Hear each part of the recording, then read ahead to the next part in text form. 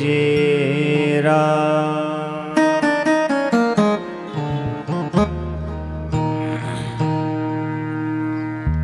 हरि ओम। Monitor बरोबर। हरि ओम हरि ओम हरि ओम।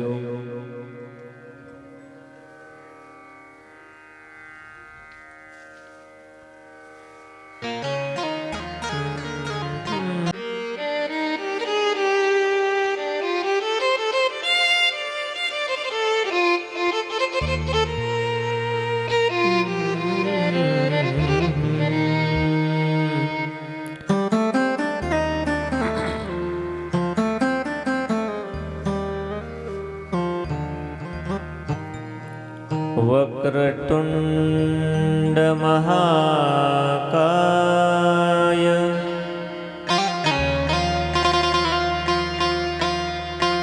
सूर्यकोटि समप्रभ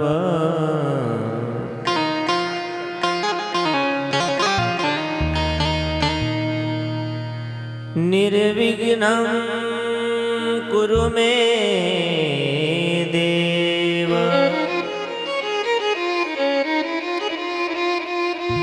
सर्वकार्येषु सर्वदा।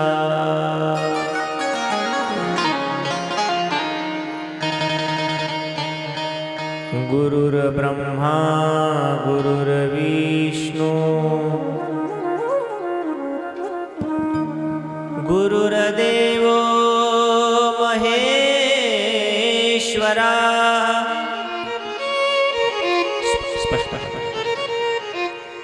गुरुर्साक्षात् परब्रह्म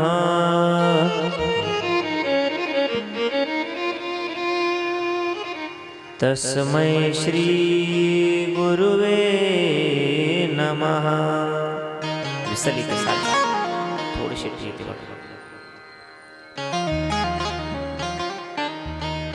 कैलासराना शिवचंद्रमौळे फणींद्रमाथा मुकुटे झळाळी।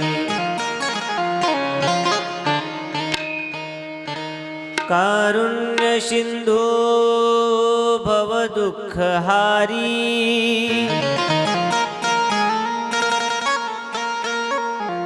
तुझवीन शंभो मज कोण तारी।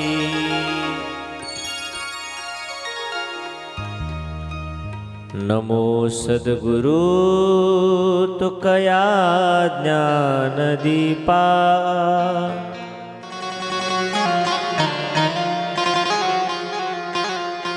नमो सद्गुरु सच्चिदानंद रूपा।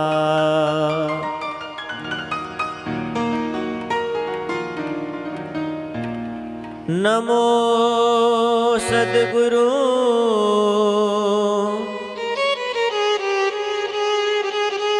भक्त कल्याण मूर्ती। नमो सद्गुरु भास्करा पूर्ण कीर्ती।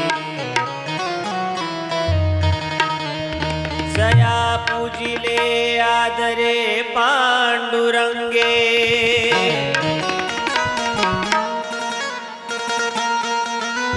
विमानस्थ केले प्रयाण प्रसंगे।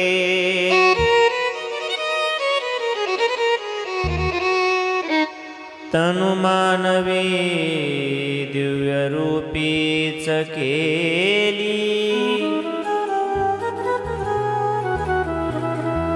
न त्यागीतिये दिव्यलोकासी नेली।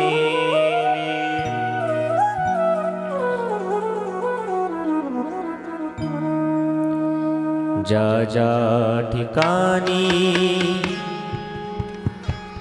मन जाय माझे त्या त्या ठिकाणी निज रूप तुझे ज्या ज्या ठिकाणी मन जाय माझे त्या त्या ठिकाणी निज रूप तुझे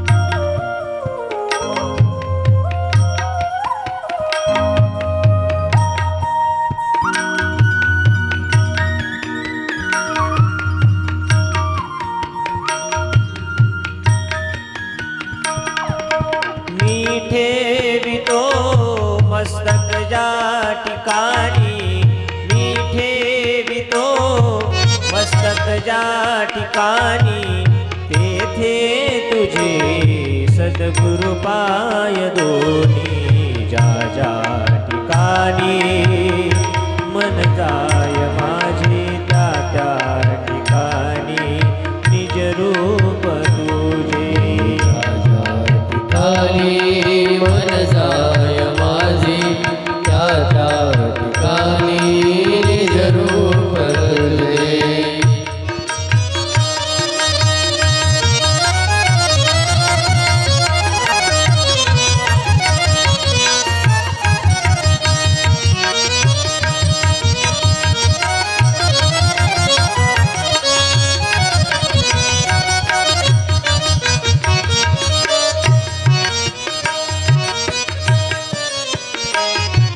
आता कसा हा उपकार फेडू हा देह वाळून दूर सोडू हा देह वाळून दूर सोडू हा देह वाळून दूर सोडू आता कसा हा उपकार फेडू हा देह वाळून दूर सोडू हा देह वाळून दूर सोडू हा देह वाळून दूर सोडू न्यायिक भावे प्रणिपात केला न्यायिक भावे प्रणिपात केला विसरू कसा मी गुरुपादुकाला ज्या ज्या ठिकाणी मन जाय माझे त्या त्या ठिकाणी निज रूप तुझे त्या त्या ठिकाणी निज रूप तुझे त्या त्या ठिकाणी निज रूप तुझे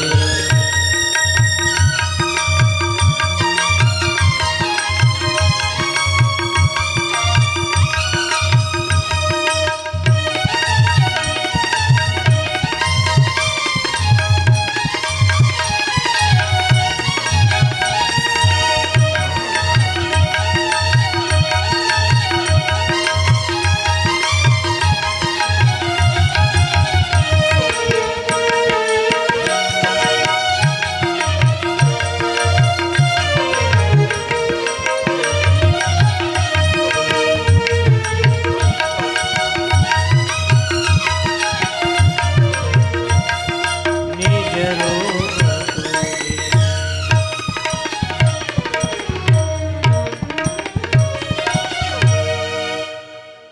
शबरी नाम कुलोत्पन्नम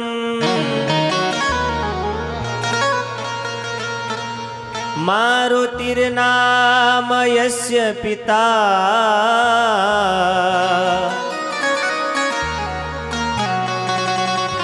माता राहिर्नाम यस्य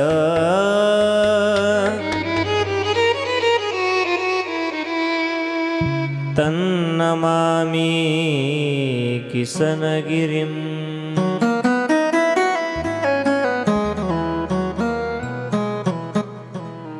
प्रवरातटे निवासम् देवगड ग्रामे कर्मभूमिम्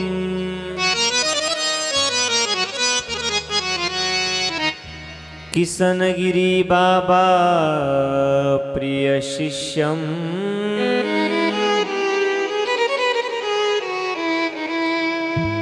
तन्नमामि भास्करगिरिम्।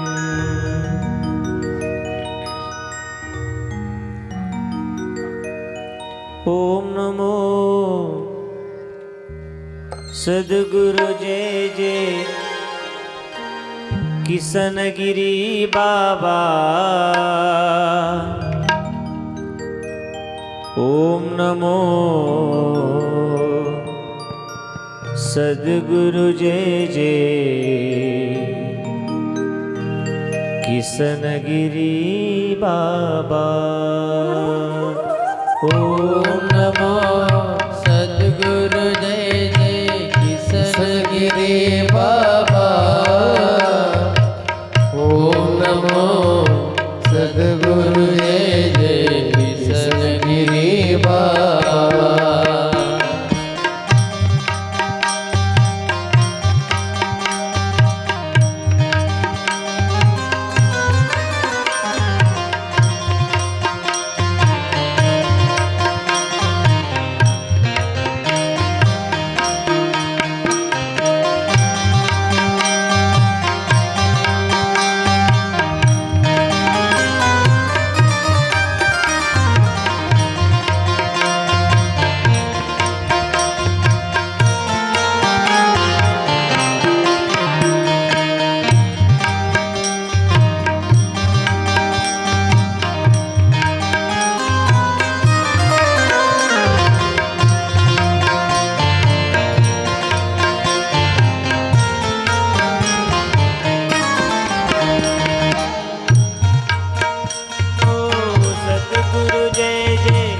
किसनगिरी बाबा। ओम नमो सद्गुरु जय जय किसनगिरी बाबा। चराचर प्रतिपालका राही मातेच्या बालका। ब्रह्मांड चालका सद्गुरु राया नमो नमो। सद्गुरु राया नमो नमो। सद्गुरु राया नमो नमो। किसनगिरी योगेश्वरा दत्तात्रेय हरिहरा। भक्त पालका विश्वंभरा सद्गुरु राया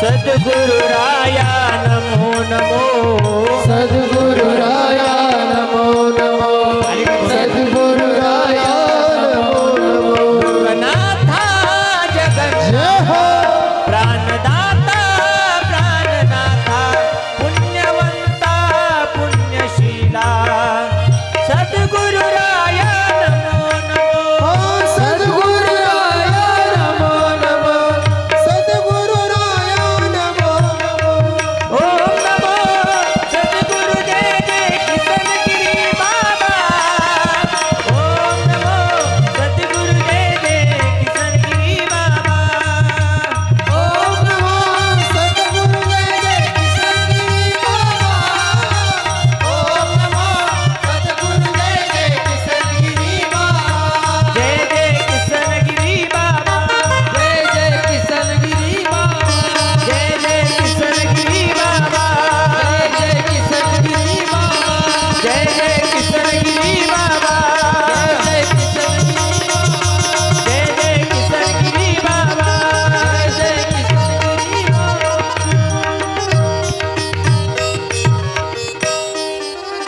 श्री समर्थ सद्गुरु किशनगिरी बाबा की जय अवधूत चिंतन श्री गुरुदेव नमः पार्वती पते हर हर महादेव हेलो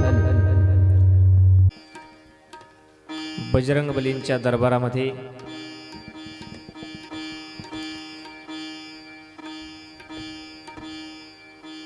सुरू असलेली श्री समर्थ सद्गुरू किशनगिरी बाबा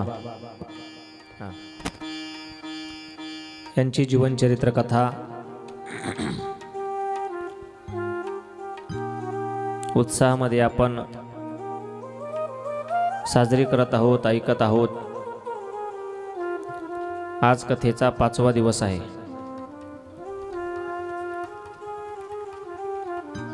सर्व आपले वळदगाव ग्रामस्थ मंडळी, सप्ताह कमिटी, सर्व दाते मंडळी सर्वांच्या अथक प्रयत्नातून सालाबादप्रमाणे याही वर्षी मोठ्या उत्साहामध्ये आपण हा धार्मिक सोहळा या ठिकाणी साजरा करत आहोत. सकाळी ज्ञानेश्वरी पारायण असेल, हरिभक्तपरायण आमचे विजयजी महाराज पवार गोर आपल्याला या ठिकाणी ज्ञानेश्वरीचं श्रवण घडवतात. गाथा भजन असेल, हरिपाठ, दरवर्षी कीर्तन असतात सायंकाळी. यावर्षी आपण कथेचं नियोजन केलेलं आहे. दुपारी ही वारकरी संप्रदायात पूज्य मानलेला ग्रंथ श्रीमद भागवत महापुराण या ग्रंथाचं श्रवण आपण करत आहोत.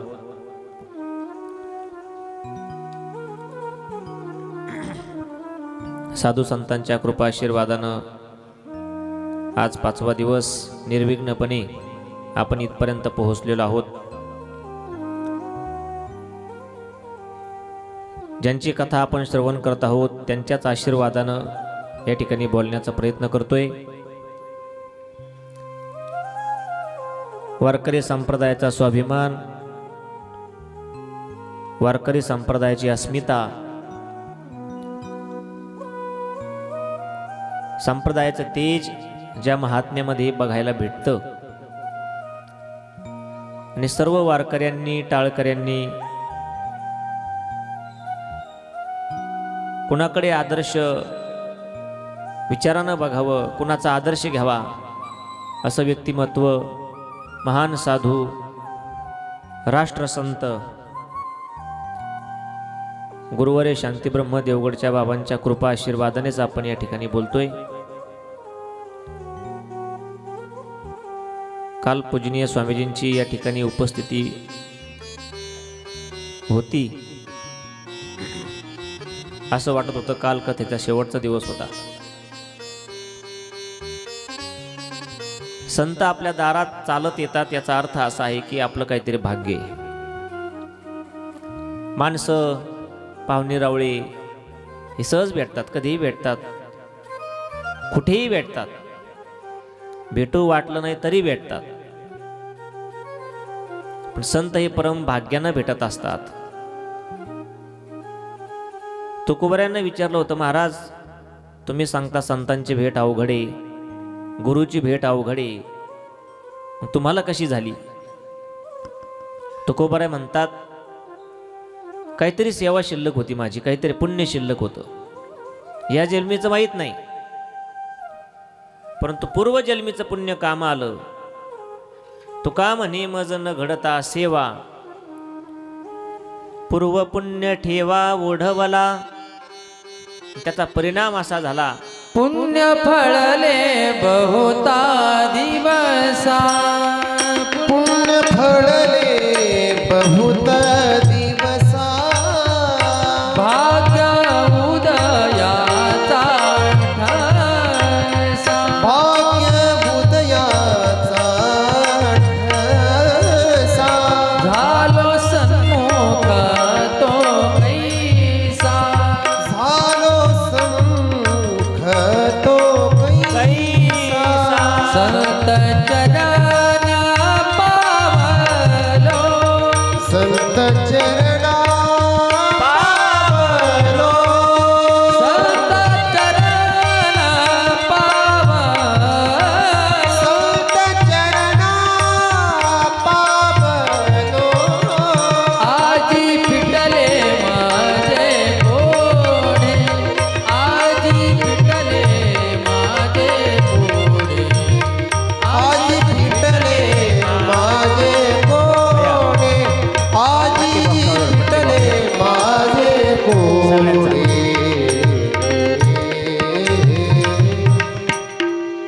पुण्य ती सेवा परिपक्व झाली आणि ती या जन्मात काम येते साधूच्या भेटीच्या रूपानं, गुरु भेटीच्या रूपानं. एक क्षणभर भेट घडू द्या गुरूंची. काल आपल्याला 15-20 मिनिटं, जवळजवळ अर्धा तास पूजनीय स्वामीजींची भेट होते, म्हणजे आपलं भाग्य आहे. निष्कलंकित परंपरेमध्ये ज्यांनी आपलं जीवन समर्पित केलं, गुरूंकरता त्याग केला, त्यांना साधूच म्हणावं लागतं. कारण संत हे त्यागानं शोभतात. अंगावर जे भगवं परिधान केलं जातं ते कशा करता? भगवं हे त्यागाचं प्रतीक आहे. आपल्या दारात एखादा भिक्षुक जरी आला आणि अंगावर जर भगवा कपडा असेल, भलं तो कुठल्याही जातीचा असू द्या, कुठल्याही देवाचा फोटो गळ्यात घालून येऊ द्या, पण आपल्या माता माऊल्या त्याच्याकडे साधू म्हणूनच पाहतात. कारण त्या रंगाचा त्या ठिकाणी पावर आहे, ताकद आहे. त्याग हे भगवा रंग. म्हणजे भगवा शब्दाचा अर्थ आमचे गुरुवरे सांगत असतात, भ म्हणजे भयरहित, ग म्हणजे गर्वरहित आणि वा म्हणजे वासनारहित. या 3 गोष्टींचा त्याग समाजाकरता साधू संत करत असतात. दारात भिक्षुक आला की आपल्या माता माऊल्या भोळ्या भावानं त्याला काहीतरी देऊन टाकतात. का? अंगावर भगवय म्हणून. बोलो तो चोर का असेना. जुन्या काळात मागणारे कमी यायचे, पण यायचे ते कुठल्या तरी परंपरेचे असायचे, एखादा गडफोड सांभाळणारे असायचे, काहीतरी स्वतःचं समर्पण असायचं. आता मागण्याकरता काही मंडळी भगवं परिधान करतात, गावाच्या बाहेर गेलं की कपडे काढून ठेवतात, परत दुसरे कपडे घालतात. आणि याच्यात तुम्ही आम्ही फसतो. आपणच नाही, सीतामाई सुद्धा फसल्या होत्या. वनवासात गेल्यानंतर प्रभू रामचंद्र आणि लक्ष्मणजी दोघं गेले कंदमुळं फळं आणण्याकरता. रोजचा नित्यनियम. एक दिवस सोन्याचं हरण बघितलं. कुणी? सीतामाईने. तसं सोन्याचं हरिण नसतं. प्रभूंनी सांगितलं, देवाने सांगितलं, जानकी सोन्याचं हरिण अजून निर्माण झालं नाही. नाही म्हणले मला ते पाहिजे, त्याचं मला वस्त्र शिवायचे, चोळी शिवायची, तुम्ही पकडून आणा. मायावी हरिण होतं ते. मारीच नावाच्या राक्षसानं रूप घेतलं होतं. प्रभू त्याच्या मागं पळाले. थोड्या वेळाने परत मायावी शक्ती वापरून त्याच हरणाने आवाज काढला. म्हणून लहाना भाऊ बघायला गेले की आपल्या दादाचा आवाज येतोय म्हणून. पण जाताना कुटियासमोर आपल्या धनुष्यबाणाने लक्ष्मण रेखा ओढून गेली, ज्याला मर्यादा म्हणतात. तेवढी मर्यादा ओलांडू नका म्हणले वहिनी. निघून गेले. थोड्या वेळाने रावणानं साधूचा वेश घेतला, भगवे वस्त्र परिधान केले आणि भिक्षाम देही म्हणून आवाज दिला. सीताई बाहेर आल्या. हातामध्ये ताट आहे, त्याच्यामध्ये थोडंसं काहीतरी शीत आहे, तांदूळ म्हणा, काही थोडंसं धान्य म्हणा. घ्या बाबा. रावणाने ती रेषा ओलांडण्याचा प्रयत्न केला, तर त्याला त्या रेषेचा त्या ठिकाणी करंट बसल्यासारखं झालं. आतमध्ये जाता येईना, ती शक्ती त्याला त्या ठिकाणी अडवत होती. त्याला कळालं ते. तोही रेषेच्या बाहेर उभा राहिला आणि सीता मातेलाच म्हणला, तुम्ही बाहेर या. सीतामाईनं बऱ्याच वेळ विचार केला, मी येऊ शकत नाही. मग रावणानं ते मायारूप घेतलंच होतं, भगवं परिधान केलंच होतं, पण ते भगवं फक्त वरून होतं, आतमध्ये तो एक राक्षस होता. तुम्ही त्या रेषेच्या अलीकडे येऊन मला भिक्षा द्या, नाही तर तुमच्या दारातून साधू मोकळ्या हाताने गेल्याचं पाप लागेल. म्हणून सीतामाई बाहेर आल्या आणि भगव्या वस्त्राला भुलल्या. सीतामाईची चोरी झाली. पण लोक या भगव्या वस्त्रावर विश्वास ठेवतात. त्यागमय जीवन म्हणजे भगवं वस्त्र आहे. ते सगळं त्याग करून पूजनीय स्वामीजी या ठिकाणी काल उपस्थित होते. आपलं भाग्य आहे की ते आपल्या दारामध्ये आलेत, आपल्या कथेमध्ये आलेत, आपल्याला दर्शन झालं. ते भाग्यानेच होतं. तुकोबरायांना विचारलं होतं, महाराज कशामुळे झाली तुम्हाला गुरुची भेट, साधूची भेट? महाराज म्हणतात, पुण्य फळले बहुता दिसा, भाग्य उदयाचा ठसा. जन्मोजन्मी आम्ही बहु पुण्य केले, जन्मोजन्मी आम्ही, जन्मोजन्मी आम्ही बहु पुण्य केले, जन्मोजन्मी आम्ही, जन्मोजन्मी आम्ही बहु पुण्य केले, जन्मोजन्मी आम्ही बहु पुण्य केले. तेव्हा या विठ्ठले कृपा केली, तेव्हा या विठ्ठले कृपा केली, जन्मोजन्मी आम्ही, जन्मोजन्मी आम्ही बहु पुण्य केले, जन्मोजन्मी आम्ही, जन्मोजन्मी आम्ही बहु पुण्य केले, जन्मोजन्मी आम्ही, जन्मोजन्मी आम्ही, जन्मोजन्मी जन्मोजन्मीच्या पुण्याईने परम भाग्याने साधूची गुरूंची भेट होत असते. देहधारी संत गुरु जरी आपल्या समोर आज नसतील तरी त्यांचं पवित्र चरित्र आपल्या समोर आपण श्रवण करत आहोत. मलाही ते करण्याचं बोलण्याचं भाग्य प्राप्त झालंय. जेव्हा जेव्हा या मृत्यू लोकामध्ये काही कार्य देवाला करता येत नाही, असं एखादं काम आहे का तुम्ही म्हणता की जे देवाला करता येत नाही? हो आहे.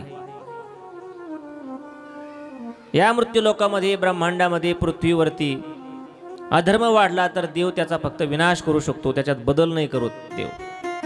एखादा व्यक्ती अधर्मानं वागू लागला, पापाचरणाने वागू लागला, मनाला वाटेल तसं वागू लागला, ज्ञानोबराय सांगतात, बघायचं नाही ते पाहायचं, करायचं नाही ते करायचं, जायचं नाही तिकडेच जायचं, जे खायचं ते खायचं, मनानेच आचरण. न जाय तेथ जाय, न पहाय ते पहाय, न खाये ते खाये ते विचितोषे, न धरावा तो संगो, न लगावे तेथ वृत्तांतो, न आचरावा तो मार्गो आचरे जो, अंगा मनाशी रुची यावे. काही करायचं, अधर्मानं वागू लागला तर देव त्याचा विनाश करू शकतो, पण बदल नाही. पण त्याच्यात बदल करण्याकरता साधू संतांना दिव्या मृत्यू लोकात पाठवतोय.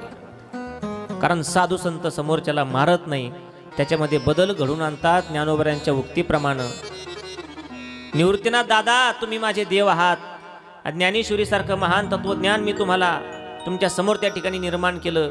तुम्ही माझ्यावर जर प्रसन्न असाल तर एक दान मला द्या. कोणतं दान? पसाय दान द्या. आणि त्या पसाय दानामध्ये काय मागितलं तर जे खळांची व्यंकटी सांडू. खळ म्हणजे वाईट व्यक्ती, त्याचा वाकडेपणा निघून जावा, तो अधर्मानं वागतोय, त्याला चांगलं वागण्याची बुद्धी व्हावी, तया सत्कर्मी रती वाढो, ही संतांची मागणी आहे. आणि म्हणून वेळोवेळी या कलियुगामध्ये, कलियुगाच्या प्रारंभी नवनाथांची त्या ठिकाणी या ठिकाणी नियुक्ती भगवंतानं केली. कलीमध्ये अवतार नवनारायणांचा, केलासी उद्धार अवघे जनाचा, दावीला मूळमार्ग साबरी विद्येचा, अघटित महिमा वर्णो सिद्धांचा. आणि त्यानंतर दर 100-150 वर्षाला परिसर बदलून, जात बदलून, कुळ बदलून साधू संतांनी अवतार घेतले. मग ते निवृत्तीनाथ महाराज असतील, ज्ञानोबाराय, गोरोबा काका, सावता महाराज, चोखोबाराय, संत जनाई, मुक्ताई, कबीर महाराज मुस्लिम साधू होते. सजन कसाया विकू लागे मांस, किंवा कबीर मोमीन लथिफा मुसलमान, सेनान हवी जान विष्णुदास. सगळ्यांनी काळ वेळ बदलून, जात कुळ बदलून तो समाजवरती यावा, त्या समाजातील चुकीच्या व्यक्तींना चांगला त्या ठिकाणी आदर्श मिळावा म्हणून अवतार घेतलाय वेळोवेळी. आणि खालूनही त्यांना कुणीतरी आमंत्रण दिलं होतं की आता वेळ आली. एक काळ होता की ज्या काळात गोमातेला स्वतःची आई मानल्या जात होतं. आपले मायबापांना देवाप्रमाणे मानल्या जात होतं. देव, धर्म, मंदिर, पूजा, शेती या सगळ्या गोष्टी संस्कारानं केल्या जात होत्या, अंतःकरणातून केल्या जात होत्या. वाईट वागायचं म्हणलं की लोक घाबरायची. असा एक काळ होता. सद्गुरू नारंगिरी बाबा एक वाक्य सांगायचे गाडगे बाबांचं. ते म्हणायचे, माणसानं पापाला भ्यावं, पाप करताना माणसानं भिलं पाहिजे. पापाला भ्यावं, मग कुणाच्या बापालाही भिवू नये. पण आता घाबरत नाही लोक. साधू संतांना विनंती केली, आम्ही तुमची प्रार्थना करतोय, परत या मृत्यू लोकात हळूहळू तुम्हाला यावं लागेल. कारण हे कलियुगाचं वातावरण आहे, याच्यात बदल होऊ शकत नाही. तो बदल फक्त तुम्ही घडवू शकता. म्हणून तुकडोजी महाराजांनी साधू संतांची प्रार्थना केली. राष्ट्रसंत तुकडोजी महाराज हातामध्ये खंजिरी घेतली आणि एवढं अंतःकरणातून भजन केलं, आर्त हाक दिली एक साधू संतांना. प्रार्थितो संत साधूना, शक्ती द्या बुद्धी द्या लोका. प्रार्थितो संत साधूना, शक्ती द्या बुद्धी द्या लोका. प्रार्थितो संत साधूला, शक्ती द्या बुद्धी द्या लोका. शक्ती द्या बुद्धी द्या लोका. जाहला देश दुर्बल हा, जाहला देश दुर्बल हा. लाज राखा न घ्या शंका, लाज राखा न घ्या शंका. प्रार्थितो संत साधूना, शक्ती द्या बुद्धी द्या लोका. शक्ती द्या बुद्धी द्या लोका, शक्ती द्या बुद्धी द्या लोका.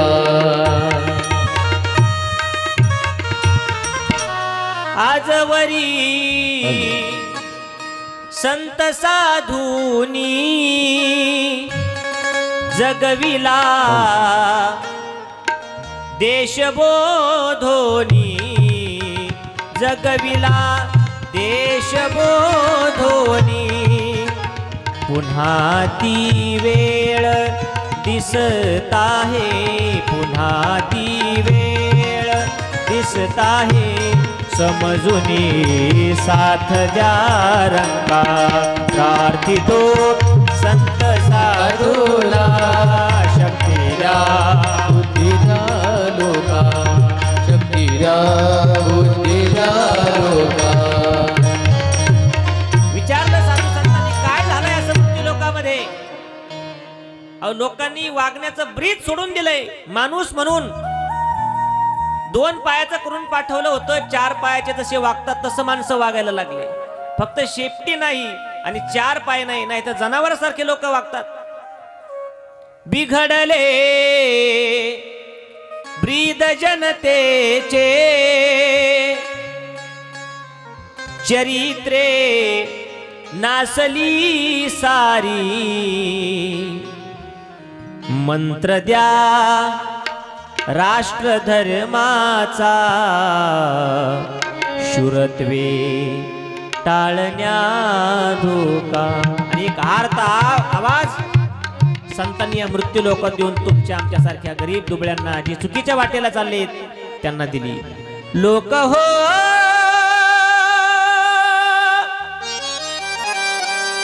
वीर हो सारे, लोक हो वीर हो सारे. लोक हो वीर हो सारे, लोक हो वीर हो सारे. तपस्वी कष्ट करणारे, तपस्वी कष्ट करणारे. तपस्वी कष्ट करणारे, तपस्वी कष्ट करणारे. मने तुकड्या अभय वरद्या, मने तुकड्या अभय वरद्या. दिनाची हाकही ऐका, प्रार्थितो संत साधूना. शक्ती द्या बुद्धी द्या, शक्ती द्या बुद्धी द्या लोका. शक्ती द्या बुद्धी द्या लोका.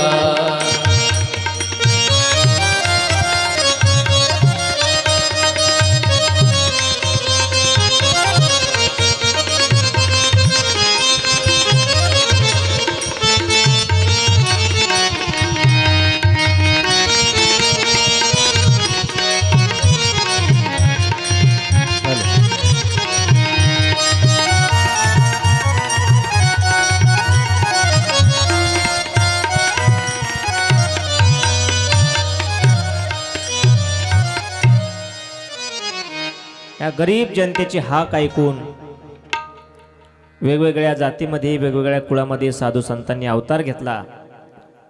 त्यामध्ये एक असणारे राम अवतारी, दत्त अवतारी, साधुवर्य, बालसन्यासी, ज्यांच्या पदस्पर्शाने ज्यांच्या तपश्चर्याने प्रवरेचा काठ पवित्र झाला. जन्माला आले शबरी कुळात, भिल्ल कुळामध्ये, पण कधी जातीला स्पर्श केला नाही. कार्य जाती करता नाही केलं, अखंड समाजाकरता केलं. बाबांना कुणी म्हटलं ना, सद्गुरू टिसंगरी बाबांना, बाबा तुम्ही शबरीच्या कुळात जन्माला आले, भिल्ल कुळात जन्माला आले, पण घराकडे काय लक्ष नाही तुमचं. तुम्ही साधू झाले, लोक दर्शनाला येतात, पण भाऊ आई वडील ज्यांनी लहानपणापासून सांभाळलं त्या घराची अवस्था काय चांगली नाही म्हणले. थोडं घराकडे लक्ष द्या. लोक महाराज लोकांकडे गेले का दर्शन घ्यायचं सोडून त्यांच्या डोक्याला डोकं लावतात. ज्याचा त्याग करून ते आलेले असतात संत महात्मे, आपण त्या गोष्टीचा पुनरुच्चार त्यांच्या समोर करतो. बाबा मुलांनी मारलं, आता बाबा काय करते. एक म्हणलं महाराज मला तुम्हाला गाय दान द्यायची. महाराज म्हणले नको बाबा, नाही राहू द्या महाराज, गावरान गाय आहे, दूधही तुम्हाला थोडंसं काम येईल. महाराजांनी ठेवून घेतली गोभक्ती म्हणून. पण गाय आली म्हणजे उपाध्या आल्या. गाय आली की तिला चारा आणावा लागतो. गायला खायला चारा लागतो का पिझ्झा खाती ती? चारा लागतो. मग चारा कुणी आणायचा? महाराज भजन करतात, चारा आणण्याकरता मग लग्न करावं लागतं. लग्न केलं, त्यांचा सांभाळ करण्याकरता थोडं महाराजांना कामही करावं लागलं. मग बाजार हाट सगळं, गाईचं दूध उरायला लागलं. म्हणजे आता हे दूध कसं इकडे तिकडे फेकून देण्यापेक्षा मग मांजर पाळली. मांजर पाळी, तिला पिल्लं झाले 12. ती पिल्लं नेऊन घातली. ती महाराजांना पाप दुर्दशाच झाली. मग प्रापंचिक लोकांनी साधू जवळ गेल्यानंतर कधी प्रपंचाचा जास्त विचार करूच नाही किंवा बोलूच नाही. मग काय बोलायचंय? काय मी उद्धार पावेन, काय कृपा करील नारायण, ऐसे तुम्ही सांगा संतजन, करा समाधान चित्त माझे.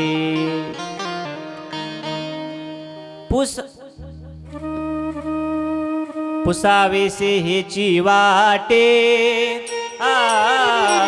पुसावेसे हेची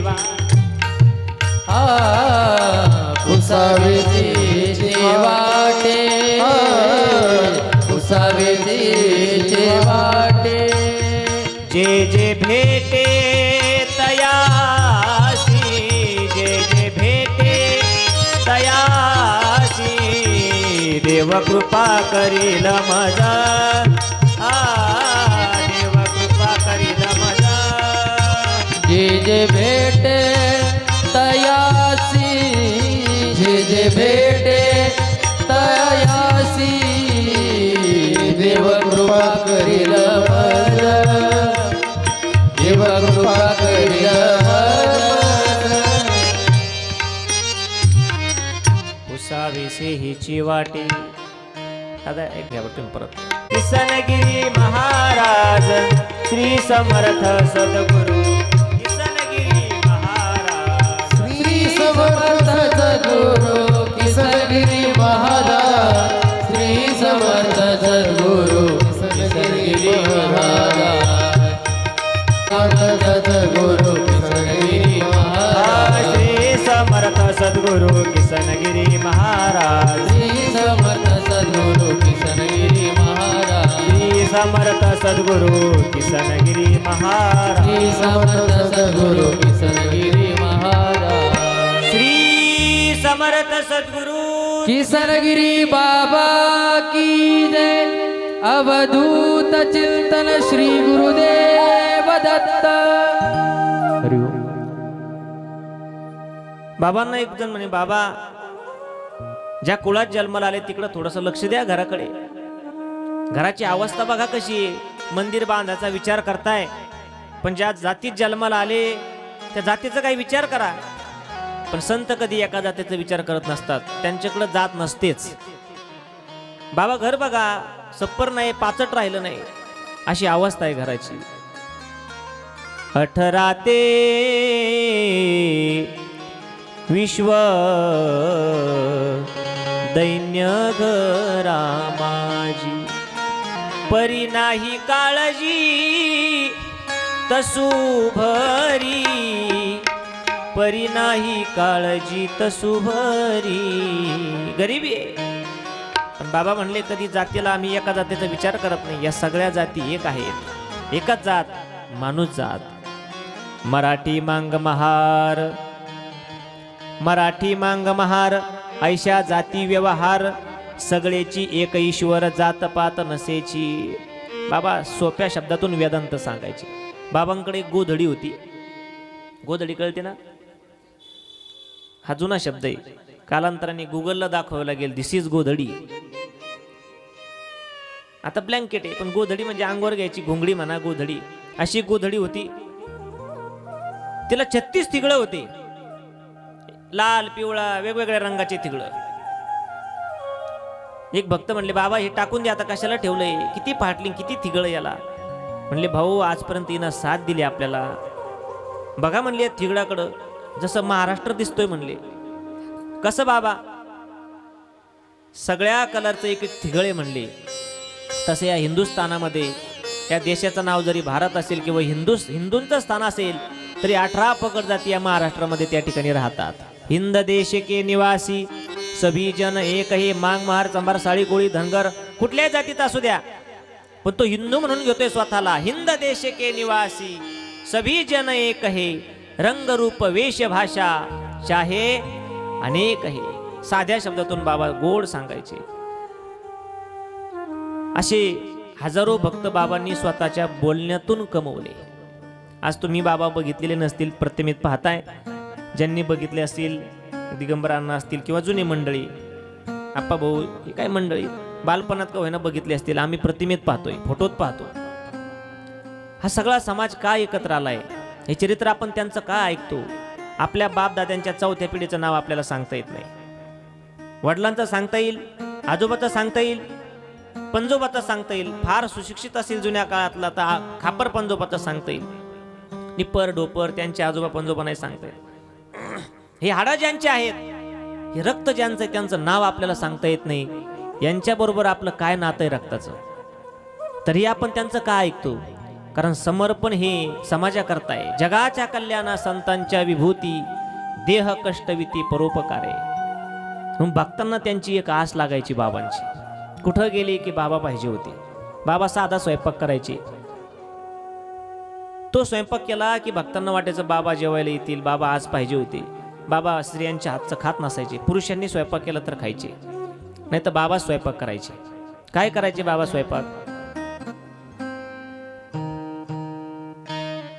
साधी आमटी भाकरी, साधी आमटी भाकरी. काल काय होतं पंक्तीला? आमटी भाकरी. कोणती आमटी होती?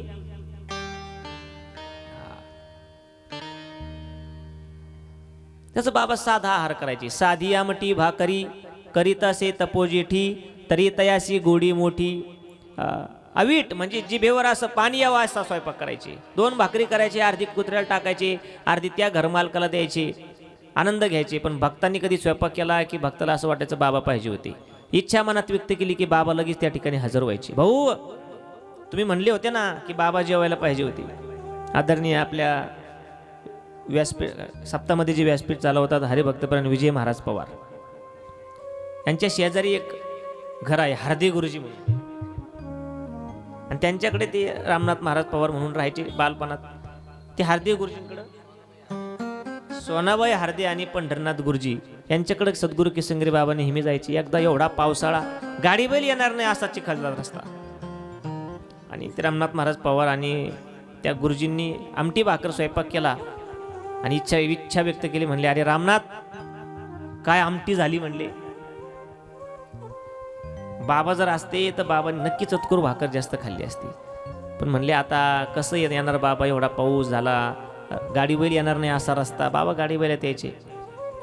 आणि जेवण झालं बाहेर गेले सहज परत विसरण्याकरता, ताट धुण्याकरता. ते क्षणात बाबा तिथं आले. नारायण म्हणले गुरुजी आलो का नाही तुम्ही? आता ध्यान केलं होतं. हो ना म्हणले. टचकन डोळ्यात पाणी आलं गुरुजीच्या. भक्ताने इच्छा व्यक्त केली, फक्त अंतःकरणातून ध्यान असावं, कुणाला दाखवण्याकरता नाही की मी एखाद्या साधूला देवाला बोलवू शकतो. देवाने या सगळ्या साधू संतांची जी कामं केली, उंच नीच काही नेने भगवंत, तिष्ठे भावभक्ती देखोनिया, दाशी पुत्र कन्या विदुराच्या बक्षी, दैत्या घरी रक्षी प्रल्हादासी, चर्मरंगू लागे रोहिदासा संगे, कबीराचे मागे. बघून घ्या सगळं ते. हे समाजाला दाखवण्याकरता नाही, ते भक्ताचं ऋण होतं म्हणून, अंतःकरणात खरा भाव आहे म्हणून. असंच बाबा बसलेले होते एकदा देवगडवरती. गंगापूर तालुक्यातले बगडी आदरणीय आमच्या गिरिजनाथ महाराजांचं गाव सिद्धपूरवाडी. या सिद्धपूरवाडीचा देवगड संस्थांमध्ये फार मोठा वाटा आहे. घाटाचं काम, मंदिराचं काम स्वतःच्या कष्टाने घाम गाळून त्या ठिकाणी घाटाचं बांधकाम केलं. बाबांना श्रमदान दिलं. गुरुवर्य बाबाजी म्हणजे पूजनीय शांतीब्रह्म बाबा ज्यावेळेस देवगडला आले तर भांडे नव्हते. पोळपाट लाटणं, काही टाळ पखवादी सगळं गंगापूर तालुक्याने म्हणजे बाबांना दिलंय. या गावची त्या काळात काही मंडळी बाबांकडे गेली, काही माता भगिनी होत्या, काही पुरुष मंडळी. म्हणले बाबा अहो पंढरपूरला जायचंय आम्हाला. बाबा म्हणले भाऊ जाऊन या मग. नाही म्हणले इच्छा अशी की तुम्ही आमच्या बरोबर पंढरपूरला यावं. आपण तीर्थयात्रेला जातो, मित्रमंडळी घेऊन जातो, पाहुणेरावळे घेऊन जातो. पण तीर्थयात्रेला गेलं तर साधू संतांबरोबर जावं. का? तिथं गेलं की साधू संत इकडे तिकडे जात नाही. तिथे एक तर देवाकडे जातात किंवा गंगेवर जातात, तीर्थावर जातात, चांगल्या ठिकाणी जातात. मित्रमंडळी बरोबर गेलो, पंढरपूरला गेलो की मग मित्रमंडळी पिक्चर टाकीकडे जातात, तमाशाच्या फडावर जातात. आणि साधू संतांबरोबर महाराज मंडळी बरोबर गेलो की सातारकरांच्या फडावर कीर्तनाला जायला भेटतं, देवगडच्या फडावर कीर्तनाला जायला भेटतं. म्हणून तीर्थयात्रे सुखे जाय, वाचे विठ्ठल नाम, संता संगे सेऊ वासुदेव धनीवरी. बाबा चला तुम्ही आमच्या बरोबर पंढरपूरला.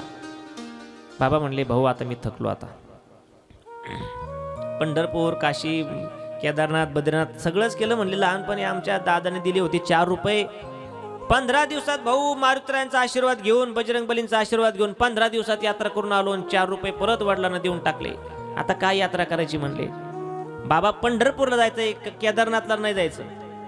आता तुम्ही जाऊन या म्हणले. ही देवगड हेच माझं पंढरपूर. भगवान दत्तात्रय या ठिकाणी बसले. हेच आपले पांडुरंग परमात्मा आहे. देवगड असे पंढरपूर माझे, दत्तात्रय राजे पांडुरंग. दत्तात्रय राजे पांडुरंग, दत्तात्रय राजे पांडुरंग. देवगडचे माझे पंढरपूर, दत्तात्रय राजे पांडुरंग, दत्तात्रय राजे पांडुरंग, दत्तात्रय राजे पांडुरंग. प्रवराती माझी भीमा चंद्रभागा, प्रवराती माझी भीमा चंद्रभागा. पुण्य आले भागा भक्ताचिया, पुण्य आले भागा भक्ताचिया. देवगड असे पंढरपूर माझे, दत्तात्रय राजे पांडुरंग, दत्तात्रय राजे पांडुरंग, दत्तात्रय राजे पांडुरंग. देवगडचे माझे पंढरपूर, दत्तात्रय राजे पांडुरंग, दत्तात्रय राजे पांडुरंग, दत्तात्रय राजे पांडुरंग. देवगड हेच माझं पंढरपूर आहे, तुम्ही जाऊन या. भक्त नाराज झाले, पण अंतःकरणाची इच्छा खरी होती की बाबांनी यावं. नगर रोडला गेले, तिथून नगरची बस धरली, स्टँडवरून पंढरपूरची बस धरली. पंढरपूरमध्ये गेले, चंद्रभागेत स्नान केलं आणि दर्शन करायचं म्हणून पांडुरंगाच्या देवळासमोर ती मोठी दर्शनबारी नव्हती, लाकडाची दर्शनबारी. दर्शनबारी सर्व मंडळी उभा राहिले आणि भजन चालू केलं अंतःकरणातून. भजन मुखात चालू आहे पांडुरंगाचं, पण ध्यान चालू आहे सद्गुरू किसनगिरी बाबांचं. गोड भजन आहे बघा. आमच्या गुरुवारी शांतीब्रह्म देवगडच्या बाबांना फार आवडतं पांडुरंगाचं भजन. एक गोड भजन करायला लागले. सर्वांनी भजन करायचंय. रंग रंग पांडुरंग रंग विठ्ठला, रंग रंग पांडुरंगला, रंग रंग पांडुरंग रंग विठ्ठला, रंग रंग पांडुरंग रंग विठ्ठला. हे विठ्ठला श्री विठ्ठला, हे विठ्ठला श्री विठ्ठला, हे विठ्ठला श्री विठ्ठला, हे विठ्ठला श्री विठ्ठला. रंग रंग पांडुरंग रंग विठ्ठला, रंग रंग पांडुरंग रंग विठ्ठला. रंग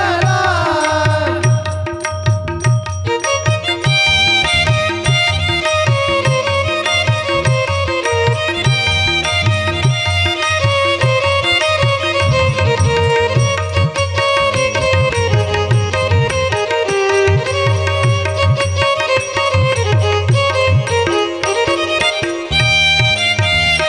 पांडुरंग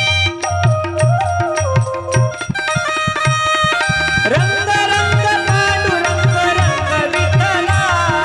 रंग रंग पांडुरंग हात वरती करायचे सर्वांनी, हात हात हात. रंग रंग पांडुरंग रंग विठ्ठला, रंग रंग पांडुरंग रंग विठ्ठला. श्री विठ्ठला श्री विठ्ठला, श्री विठ्ठला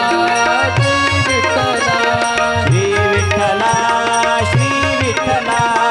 श्री विठ्ठला श्री विठ्ठला. रंग रंग पांडुरंग रंग विठ्ठला, रंग रंग पांडुरंग रंग विठ्ठला, पांडुरंग विठ्ठला. रंग विठ्ठला.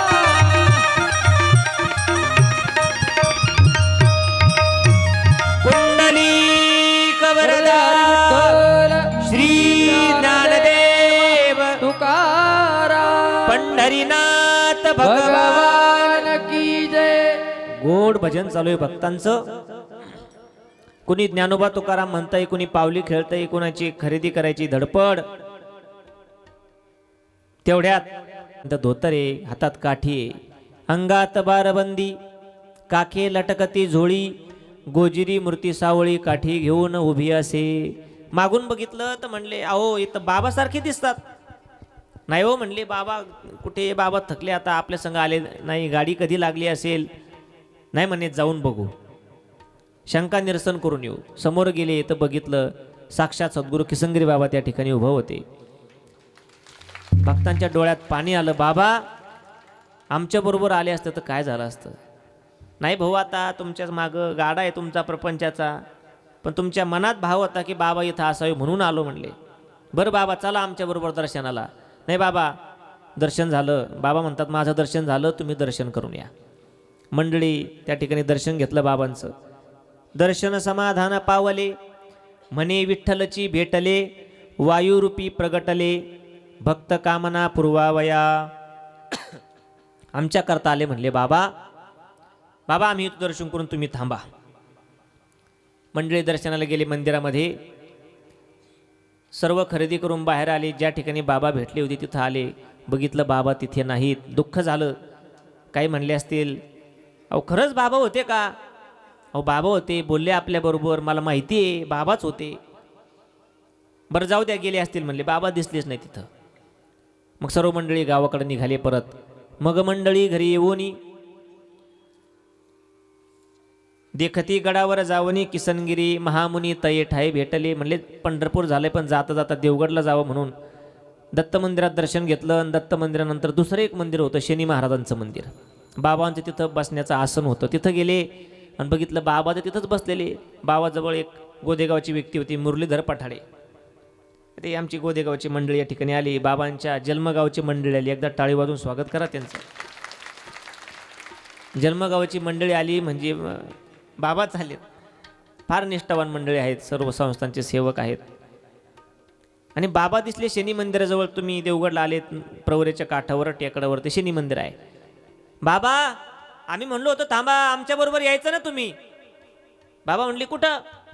अहो पंढरपुरात भेट झाली आपली. नाही हो म्हणले, आम्ही तिथंच भाऊ. विचारा म्हणे मुरलीधर पाटलांना. त्यांनी सांगितलं बाबा सकाळपासून कुठेच गेले नाही. मग बाबा पंढरपूरमध्ये का भेटले. भक्ताच्या अंतकरणातली इच्छा बाबांनी जाणली आणि क्षणात पंढरपूरमध्ये भेट देऊन परत देवगडला आले. वायू वेगानं गेले आणि वायू वेगानं आले. पण अंतकरणात श्रद्धा खरी असावी लागते. श्रद्धा नसेल तर तुम्ही मंदिरात जा, साधू जवळ राहा आयुष्यभर, पण त्या साधूविषयी जर श्रद्धा नसेल तर ते आपल्याला एक सामान्य व्यक्ती वाटतात. आज फोटो बघा, यांच्याकडे जर देहधारी म्हणून बघितलं की आपल्यासारखेच आहेत, आपल्यासारखेच कपडे, तर कळणार नाही. पण पवित्र अंतकरण असेल आणि तुम्ही या लिहिलेल्या ग्रंथावरती विश्वास ठेवा, देवगडला जा, समाधीवरती विश्वास ठेवा की या महात्मेची समाधी इथं आहे. कुठे जा, आळंदीला जा, त्र्यंबकेश्वरला जा, मेहुणला जा, मुक्ताईंकडे नाथबाबांची जलसमाधी जिथे तिथे जा. पण खऱ्या अंतकरणातून आपलं दुःख फक्त समाधीजवळ सांगा की बाबा अशी अशी अडचण आहे, बाबा प्रपंचात हा त्रास आहे, असं झालंय तसं झालंय, दुःख व्यक्त करा. ते आजही समाधीतून आपलं स्वतःचं पुण्य खर्च करून तुमचे आमचे दुःख स्वतःच्या अंगावर घेतात. नाही तर समाजात सगळेच लोक थोडे समाधानी, पैसेवाले लोक कमी आहे का. पण पैसा असून एखादाच व्यक्ती समाधानी राहतो. पैसे सगळ्याकडे, पण समाधानी एखादा असतो. पैसे असून तुम्हाला दान धर्म करण्याची बुद्धी होते, पैसे असून तुम्हाला एवढी कथा ठेवण्याची बुद्धी होते. ही साधूचे आशीर्वाद आहे तुम्हाला आप्पा भाऊ. आता पैसा एका ठिकाणी राहत नाही. जेथ जेथ संपत्ती आणि दया. संपत्ती आली तर दया येत नाही, संपत्ती आली तर अहंकार येतो. पण हे सगळं आलं तर साधूचा आशीर्वाद समजून घ्या. एका माता माऊलीला एवढी वैतागली ती प्रपंचात, अगदी जीव द्यायचा. संतांचा आशीर्वाद काय असतो हे चरित्र ऐकल्यानंतर एकाही व्यक्तीच्या जीवनामध्ये बदल झाला तरी आमचं या ठिकाणी येऊन सार्थक झालं. एक व्यक्ती फक्त सुधारला तरी कथा सफल झाली. जीवनामध्ये प्रपंचामध्ये वाटूळ झालं सगळं. मालक मारायचे त्या माता माऊलीला, रात्रंदिवस मारायचे, दारू प्यायचे. व्यसन करू नये माणसाने. काही तरुणपणात आपल्याकडून चुका होत असतात, पण मुलाबाळाकडे बघून, आपल्या मायबापाकडे बघून आपला रस्ता बदलून घ्यायचा. कितीतरी लोकांनी आमच्या परिसरात बाबांनी कितीतरी भक्तांना निर्व्यसनी केलं. आज ते बाबांच्या समाधीजवळ त्या ठिकाणी बसतात. कुणी फुलं उचलतंय, कुणी झाडून घेतंय, कुणी काय करतंय. ही गर्दी पगारी लोकांची नाहीये, ही सेवा करणाऱ्यांची गर्दी. कशामुळं? त्यांनी त्यांचे प्रपंच सुधारलेले आहेत. आमच्या परिसरात एक घर होतं. तो व्यक्ती सारखा दारू प्यायचा. दारू पिणारा दिसला की साधू संतांना अभंग सुचतात. तो दारुड्यासाठी, पांडुरंगासाठी अभंग विशेष नाही, पण दारुड्यासाठी सुद्धा अभंग आहे आपल्या संस्कृतीत. तुकोबाराय म्हणतात, अरे दारू सोडून दे, दूध पे. तो महाराज, दारूची जी चव आहे ना ती दुधाला पण येत नाही. 100 वारकरी असू द्या आणि एक दारुडा असू द्या, बोलून देत नाही तो. इथे एखादा आला ना आपल्याला कोणालाच बोलून देणार नाही तो. आम्ही एकदा आळंदीला चाललो होतो. एसटी मध्ये बसलो, गाडी नव्हती, काय नव्हती, शिकतच होतो. बसमध्ये बसलो. बसमध्ये बसल्यानंतर सीट मोकळं होतं, एकटाच बसलो. तिथे एक व्यसन केलेला माणूस आला आणि मला म्हणला, सरक तिकडं. सरकलो थोडस. सरक अजून, एसटी का तुझ्या बापाची का? मी म्हणलं, गिरिनाथ महाराज राग यायचं कारण नाही, एसटी कोण आपल्या बापाची. पर बसायला जागा दिली, नीट बसावी की नाही. ते खाली वाकला आणि माझा पाय खाजायला लागला. म्हणलं, काका जागा दिली, नका चेष्टा करू. धोत्रवाले माणसाचं कोणी चेष्टा करतं. काय झालं आता? ते त्यांच्यासारखं नाही बोलतायच मला. अहो म्हणलं, माझा पाय खाज होता तुम्ही. ओ, तुमच्या पायाला कशाला हात लावू मी? वारकऱ्याच्या पायाला हात लावत नाही आपण. दर्शन घेत नाही कोणाचं. दर्शन नाही, माझा पाय खाज होता तुम्ही. तुमचा? हे बघा म्हणलं माझा पाय. मग म्हणे, माझा कुठे आहे? म्हटलं, पडला पंढरपूरच्या स्टँडवर. बोलून देत नाही ते. असं एखादा दारुडा चालला की तुकोबाराय त्याला म्हणतात, अरे दूध पे, अमृत पे, हे नामामृत पे, देवाचं नाव घे. तो त्याच्यात ती मजा नाही. तुका म्हणे, मद्यपानाची आवडी न रुची गोडी अनेकांची. तुकडोजी महाराजांनी बघितलं दारूवाला दारू पित चालला, बायकोला हाणतोय. दया आली हो महाराजांना. महाराजांनी त्याच्याकरता भजन केलंय. थांब जरा दारूवाल्या, तू बोल गड्या रे, तू बोल गड्या रे, हिला सोड गड्या रे, तू बोल गड्या रे, हिला सोड गड्या. तू बोल गड्या रे, हिला सोड गड्या रे, तू बोल गड्या रे, हिला सोड गड्या रे. देवाने जन्म तुला या भारती दिला, भारती दिला, भारती दिला. हे हिंदू भूज राजसा, तू सोड रे हिला, तू सोड रे हिला. कशी नाही जनाची मनाची, कशी नाही जनाची मनाची लाज तुला रे. तू बोल गड्या रे, हिला सोड गड्या रे, तू बोल गड्या रे, दारू सोड गड्या रे. तू बोल गड्या रे, दारू सोड गड्या रे, तू बोल गड्या रे, दारू सोड गड्या रे.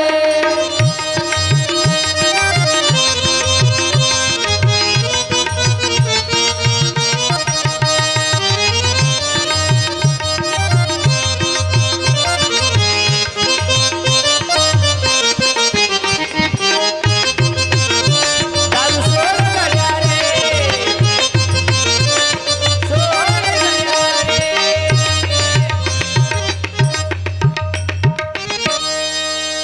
दारू पिऊ नको बाबा. तेवढं जरी तू दारू सोडली तरी आमचं या मृत्यू लोकात येऊन सार्थकी झालंय. एखादा व्यसनी माणूस निर्व्यसनी झाला तर समजून घ्यायचं त्याच्यावर संतांची कृपा झाली, तो संत उपकार आहे. एखादा नाही ते वागत होता पण चांगलं वागायला लागला तर समजून घ्या संत उपकार आहे. तरी उपकार कशाशी म्हणावे, बाबा म्हणायचे. काय केलं म्हणले तुकाराम बुवांनी आपल्याकरता, म्हणजे तुकाराम महाराजांनी उपकार केला. काय उपकार केला, कशाला म्हणतात उपकार? तरी उपकार कशाशी म्हणावे, हेच खरे जाणून घ्यावे. महासंकट येता धावावे संत चरण सेवेसी. परमार्थ नाही सापडला, तो संत कृपे लाभला.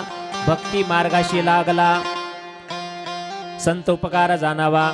शरीर दुःखाने बहु पिढेला, वैद्य हकीमाचा इलाजा खुंटला, उदी भस्माने नीट झाला, संतोपकार जाणावा, रात्रभरी कीर्तनी बैसला. माळकरीने काही नाही पण क्षणभर कीर्तन ऐकलं तर मनात परिणाम झाला, तर समजून घ्यायचा हा संतोपकार आहे, या चरित्र कथेचा चमत्कार आहे. आज समजून घ्या. एक व्यक्ती होता, तो दारू प्यायचा सारखा. आईला माघारी बोलायचं, वडिलाला बोलायचं, बायकोला हाणायचं, मुलं बाळ लक्षात नाही, काही नाही. आमच्या गावामध्ये आणि मग एक दिवस दारू पिऊन 2-3 मित्र रात्रभर पडले रस्त्यावर. योगायोगानं तो रस्ता कोणता होता? तो रस्ता होता गिरिजात महाराज सद्गुरू किसंगरी बाबा त्या रस्त्याने बाजारला जायचे, बहिरवाडीचा. अजूनही तो रस्ता कच्चाची. अहो, जिथं साधूचे पाय लागले ज्या मातीला, ती माती सुद्धा आपला उद्धार करते. अंगारा उदी हा फार दूरचा विषय. ती माती सुद्धा आपण फक्त कपाळाला लावा, उद्धार होईल. दारू पिऊन पडला पण त्या मातीत पडला जिथं संत रजकण आहे, संतांच्या चरणाचे रजकण आहे. आणि त्या दारू पिलेल्या व्यक्तीला स्वप्न पडलं की स्वप्नात किसंगरी बाबा आणि गुरुवर्य बाबाजी आले आणि सद्गुरू किसंगरी बाबांनी एक शिवी दिली. ती शिवी द्यायची एखादी राग आली तर, कारण ती दुर्वासासारखी होती. कधी नरम, कधी गरम, कधी प्रेमानं हात फिरायचे, कधी राग आला तर तोच हात ठेवून द्यायचे. बाबांच्या पायाला जर कोणी हात लावला तर बाबांना राग यायचा. अण्णा नगरच्या स्टँडवरती एका भक्ताने, भक्तच होता पण पळत आला आणि अचानक बाबा दिसले तर डायरेक्ट पायाला हात लावला. मोठा श्रीमंत माणूस, धनाढ्य माणूस. बाबांनी पाहिलंच नाही कोणी, पायाला हात लावला, तशीच काठी घेतली, धनकन त्याच्या पाठीत टाकली. वाईट वाटलं पण काय बोलणार आहे, संत आहे ना. 1 महिन्याने भेटला तेव्हा बाबाजी म्हणले, मग गुरुवारी बाबाजी, अहो बाबांनी त्या दिवशी मारलं तुम्हाला, मला वाईट वाटलं पण आता नाही बोलता आलं, तुम्ही कशाला पायाला हात लावायचा? नाही म्हणले बाबा, काय नाही, चांगलं झालं म्हणले. कसं चांगलं झालं? अहो, मणक्याचं दुखणं चालू होतं, सगळे दवाखाने केले, नीट झालं नाही, पण बाबांनी एक काठी टाकली तर लगेच नीट झालं. आणि तुम्ही कोणालाही विचारा. तसं त्या दारू पिलेल्या व्यक्तीच्या स्वप्नात बाबाला एक शिवी दिली. गुरुवारी बाबाजींना म्हणले, भाऊ उचला म्हणले याला, टाका नदीच्या पाण्यात. दारू पितो, बाप सेवा करतोय माहित नाही आहे, बाप कोणत्या वाटेवर चाललाय, बायकोला मारायचं, मुलं बाळ वाढत चालले, आता दारू पितो. या ठिकाणी श्रीकाल भैरवनाथाचं मंदिर आहे गावात, कधी मंदिरात दर्शन नाही, दारू पितो, टाका म्हणले नदीमध्ये. पण तो व्यक्ती स्वप्नातच स्वतःला दुसरीकडे ओढायला लागला. ओ माफ करा, सोडा सोडा सोडा. थोड्या वेळाने अचानक जाग आली आणि मग कळालं की हे स्वप्न होतं जगदीश भाऊ. पण स्वप्नातून बाबा स्वप्नात आले आणि उठले स्वतः, तेव्हा सगळी उतरलेली होती. 4ची वेळ होती. त्याच मित्राला घेतलं, म्हणले आपल्याला देवगडला जायचं. कशाला? माळ घालायची. त्याला स्वप्न दृष्टांत म्हणतात. माळ घालायची, हो जायचं म्हणे बाबाकडं. आंघोळ करून 6 वाजता दत्त मंदिराजवळ उभा राहिले आणि बाबाजी सकाळी 6ला दर्शनाला येतात. हात जोडून उभा राहिले, म्हणले बाबा माळ घालायची. अजूनही त्यांच्या तोंडाचा वास येतच होता. कशाला म्हणतात संतोपकार बघा, वास येत होता. बाबा म्हणले आता पंढरपूरला वारी जाणार आहे, वारीत या म्हणले. मग बघू, कारण लगेच घातली, परत सकाळी काढली. तर वारीत आले 4 जण. परत एकदा रावटीत पाहिलं, हो तुम्हीच का ते चौघ माळ घालायची होती? हो म्हणले, या म्हणले इकडं. पंढरपुरात गेलो की आपण माळ घालू. त्याच्यातले 2 पळून आले माग, 2च थांबले. पंढरपुरात परत मठात भेटले, माळा आणल्या, दोघांनी माळा घातल्या, दारू सोडली, माळकरी झाले, भजन पूजन करायला लागले. देवगडच्या दिंडीमध्ये 11 वाऱ्या केल्या बाबांबरोबर. दारुडा व्यक्ती वारी करतोय. ही संतांची त्या ठिकाणी लीला आहे, उपकार आहेत, आशीर्वाद आहेत. पुढे थोडासा मृदंग वाजवायला लागले, भजन करायला लागले, 2-4 विद्यार्थी घडवले. आणि एवढंच नाही तर भक्तीचा कळस बघा. जो व्यक्ती दारू पित होता, सांगू नये पण सांगतो, त्या व्यक्तीचा मुलगा आज मोठा कीर्तनकार आहे, कथाकार आहे, आणि आज तुमच्या समोर तो मुलगा बोलते. यापेक्षा वेगळा दृष्टांत काय पाहिजे? अनेक भक्तांवरती बाबांनी उपकार केला, पण श्रद्धा तेवढी खरी असावी. एक मुकी मुलगी होती देऊळगावची. सगळा दवाखाना केला, त्या मुलीला काही गुण आला नाही. कुणीतरी सांगितलं देवगडला जा, दत्तावतारी साधूही म्हणले सद्गुरू किसंगरी बाबा. उदी लावतात, लिंबाचा पाला खायला देतात आणि काही खेट्या सांगतात. स्वतःची सेवा करून घेत नाही ते. पण भगवान दत्तात्रयांचे त्या ठिकाणी खेट करायला सांगतात, वारी करायला सांगतात. खेट म्हणजे काय तर नेहमी येणं जाणं, याला काय म्हणतात? खेट म्हणतात. नेहमी आलो गेलो की काय होतं, आता मी पहिल्या दिवशी तुमच्या एवढ्या ओळखीचा नव्हतो, पण 5 दिवस येतो ओळखीचा झालो. तसं देवाकडे नेहमी गेलो की देवाची खेट केली की माणूस ओळखीचा होतो, देवाला एक जिव्हाळा निर्माण होतो. दत्तात्रयांची खेटी करायला सांगतात. जा म्हणले मुख्या मुलीला घेऊन गेले. साध्या वेशात राहतात. म्हणले बाबा तुम्हाला ओळखणार नाही, पण विचारा कोणाला तरी. ते मंडळी आलेत, आई वडील, ती मुख्य मुलगी लहानपणापासूनच. आता ठीक आहे 18-20 वर्ष सांभाळू या मुलीला, पण लग्न झाल्यावर तिचं हाल होतील म्हणून आले. बाबा बसलेले होते, काही भक्त दर्शन घेत होते. त्याच्यावरून कळालं की हेच बाबा आहेत. गर्दी होती. दूरच उभा राहिले हात जोडून. बाबांनी त्यांच्या अंतकरणातला भाव जाणून घेतला. हात केला त्या मुलीला. ए बाळा इकडे म्हणले. डोक्यावर हात ठेवला, कपाळाला उदी लावली. काही विचारलं नाही, काय झालं कुठलं, काहीच नाही. आणि अशा उदाहरणं, अशा घटना आजही चालू असतात. देवगडला दर गुरुवारी, आज योगायोगानं पौर्णिमा आहे, सगळी गर्दी तीच असते. कुणाचं काय दुखतंय, कुणाचं लग्न होत नाही, कुणाच्या घरात भांडणं, कुणाला करणी कवटल. पण बाबांच्या तपश्चर्याने ते सगळं तिथं तयार झालं. तिथं तुमचे पाय लागले, एकदा डोकं टेकलं की सगळं काही व्यवस्थित होतंय. बाबांनी सांगितलं खेटी करा म्हणले गुरुवारच्या. 5 खेटी सांगितल्या. शेवटचा गुरुवार आला. योगायोगानं त्या गुरुवारी एकादश होती. रात्रभर जागर चालू होता मंदिरामध्ये. आणि उशीर झाला त्या आईवडिलांना मुलीला घेऊन आल्यानंतर. म्हणले आता एवढ्या लांब जायचं देऊळगावला, त्यापेक्षा एक मुक्काम करू. धर्मशाळा होती तिथे, मुक्काम करू आणि मग सकाळी जाऊ. मंदिरात भजन पूजन चालू आहे, जागर चालू आहे, भगवान दत्तात्रयांचं नामस्मरण चालू आहे, अभंग चालू आहे. पैल मेरूच्या शिखरी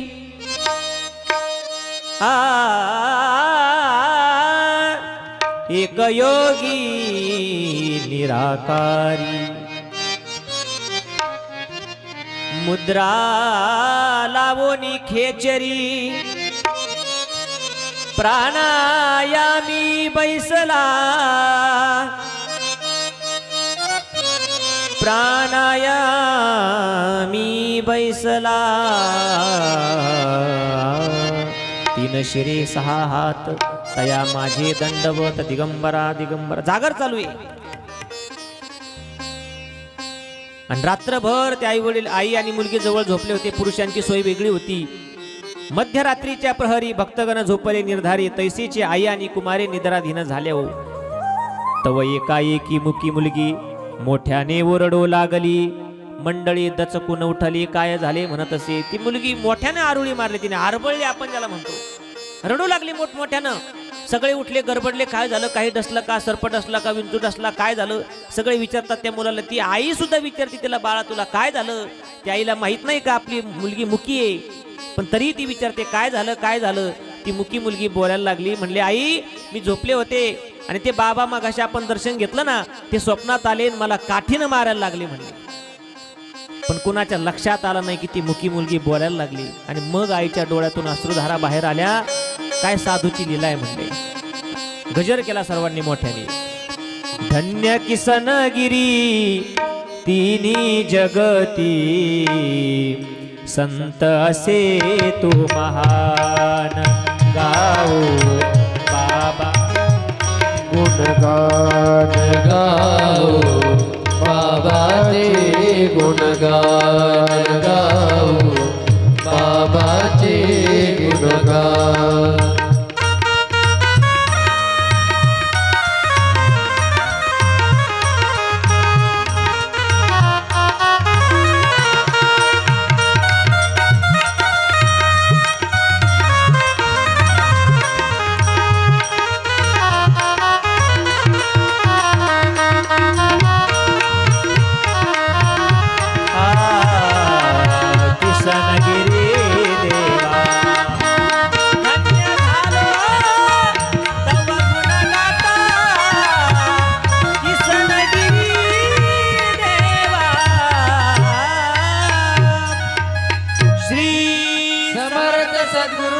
किसनगिरी बाबा की जय.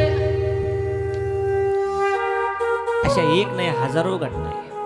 हे सगळं जे चरित्र ब्रह्मलीन नाशिकेत महाराजांनी लिहिलं 4 ते 5 वर्षाची संगती सगळी, 83 वर्षाचं जीवन आप्पा भाऊ 4-5 दिवसात कसं पूर्ण होणार आहे? समुद्र कधी आपल्याला संपूर्ण त्या ठिकाणी हातात घेता येत नाही, पण वन जळभर पाणी घेतलं आणि त्याला अर्घ्य दिलं, किती देवता प्रसन्न होत असते आपल्यावर. आणि हे भक्त फक्त महाराष्ट्रात नाही तर महाराष्ट्राच्या बाहेर होते. दुसऱ्या देशात कार्यरत असताना साधूची सेवा काय करते, आजही तुम्ही तिथे या, आमच्या पश्चात या, बाबांना भेटा. नाही भेटले तरी फक्त पवित्र मस्तक त्या समाधीवर ठेवा, तरी तुम्हाला गुण मिळेल. बाबांचे एक भक्त होते मिलिटरीमध्ये. काल मला एक भक्त भेटले कोणतरी, आमचे वडील रिटायर मेजर म्हणले, आणि ते स्वतः इन्कम टॅक्स अधिकारी, बरोबर ना? सचिन भाऊ का काहीतरी नाव, गुंड सुभाष भाऊ, असे एक भक्त होते. उल्हास मोरवेकर आणि श्याम सुंदर शहाणे मिलिटरीमध्ये होते, जवान, देशाची सेवा करत होते, पण देवगडचे भक्त होते. का? देवगडला दत्त मंदिर, तसं श्रीरामपूरला त्यांच्या घराजवळ एक वस्तीवर दत्त मंदिर होतं, आणि म्हणून ते नेहमी तिथे यायचे. देश सेवेकरता भारताच्या सीमेवरती गेले. हा भारत देश कुणी सांभाळला? तर जेव्हा जेव्हा या धर्मावर ग्लानी आली तेव्हा देव आले, देवानंतर साधू संत आले. साधू संतांनी हा देश शास्त्राने सांभाळला, ग्रंथाने सांभाळला. पण जेव्हा ग्रंथाने सांभाळण्याची वेळ संपली तेव्हा शस्त्राने सांभाळण्याकरता छत्रपती शिवरायांसारखा एखादा राजा जन्माला येतो, धर्मवीर संभाजी महाराजांसारखा एखादा योद्धा जन्माला येतो, महाराणा प्रताप. शास्त्र नाही, शस्त्र. ज्याला शास्त्राने कळत नाही त्याला शस्त्राने सांगावं लागतं. मग भगतसिंग, सुखदेव, राजगुरू, मदनलाल धिंगरा, अनंतराव कान्हेरे, सावरकर, येसाजी, धनाजी, बाजी प्रभू देशपांडे, छत्रपती शिवराय यांनी शस्त्रानं देश सांभाळा. आणि त्यानंतर आज सीमेवर जो जवान लढतोय, भलं तो कुठल्याही जातीचा असू द्या, पण बर्फामध्ये, थंडीमध्ये जेव्हा आपण सण साजरा करत असतो तेव्हा ते थंडीमध्ये तिकडं देशाकरता स्वतःच्या छातीवर गोळ्या घेत असतात. ते सुद्धा आजचे छत्रपती शिवराय आहेत. त्यांचं एकदा स्मरण आपल्याला करावं लागेल. त्यांची आठवण काढल्याशिवाय मला वाटत नाही की बाबांना या चरित्र कथेचा आनंद होईल. भक्त होते बाबांचे, म्हणून त्यांचं एकदा स्मरण करू आणि आपण आपल्या कथेकडे येऊ. हे मेरे वतन के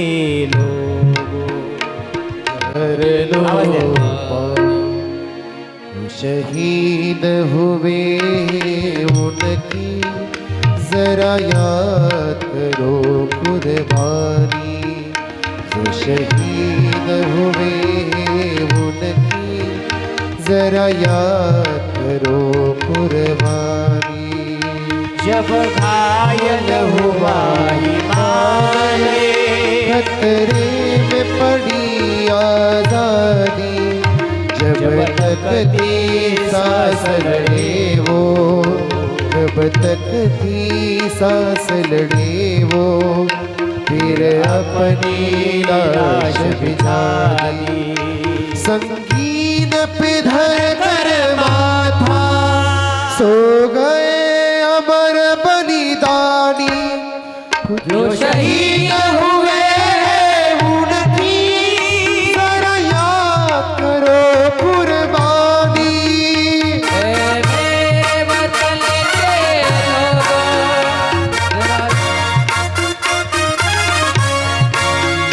जो शहीद हुए हैं उनकी जरा याद करो कुर्बानी. जब दीवानी हो खेल रहे थे होली. जब हम बैठे थे घरों में, जब हम बैठे थे घरों में, मुझे रहे थे गोली. ये धन्य जवानों अपने थी धन्य जवानी उनकी. जो शहीद हुए उनकी जरा याद करो कुर्बानी.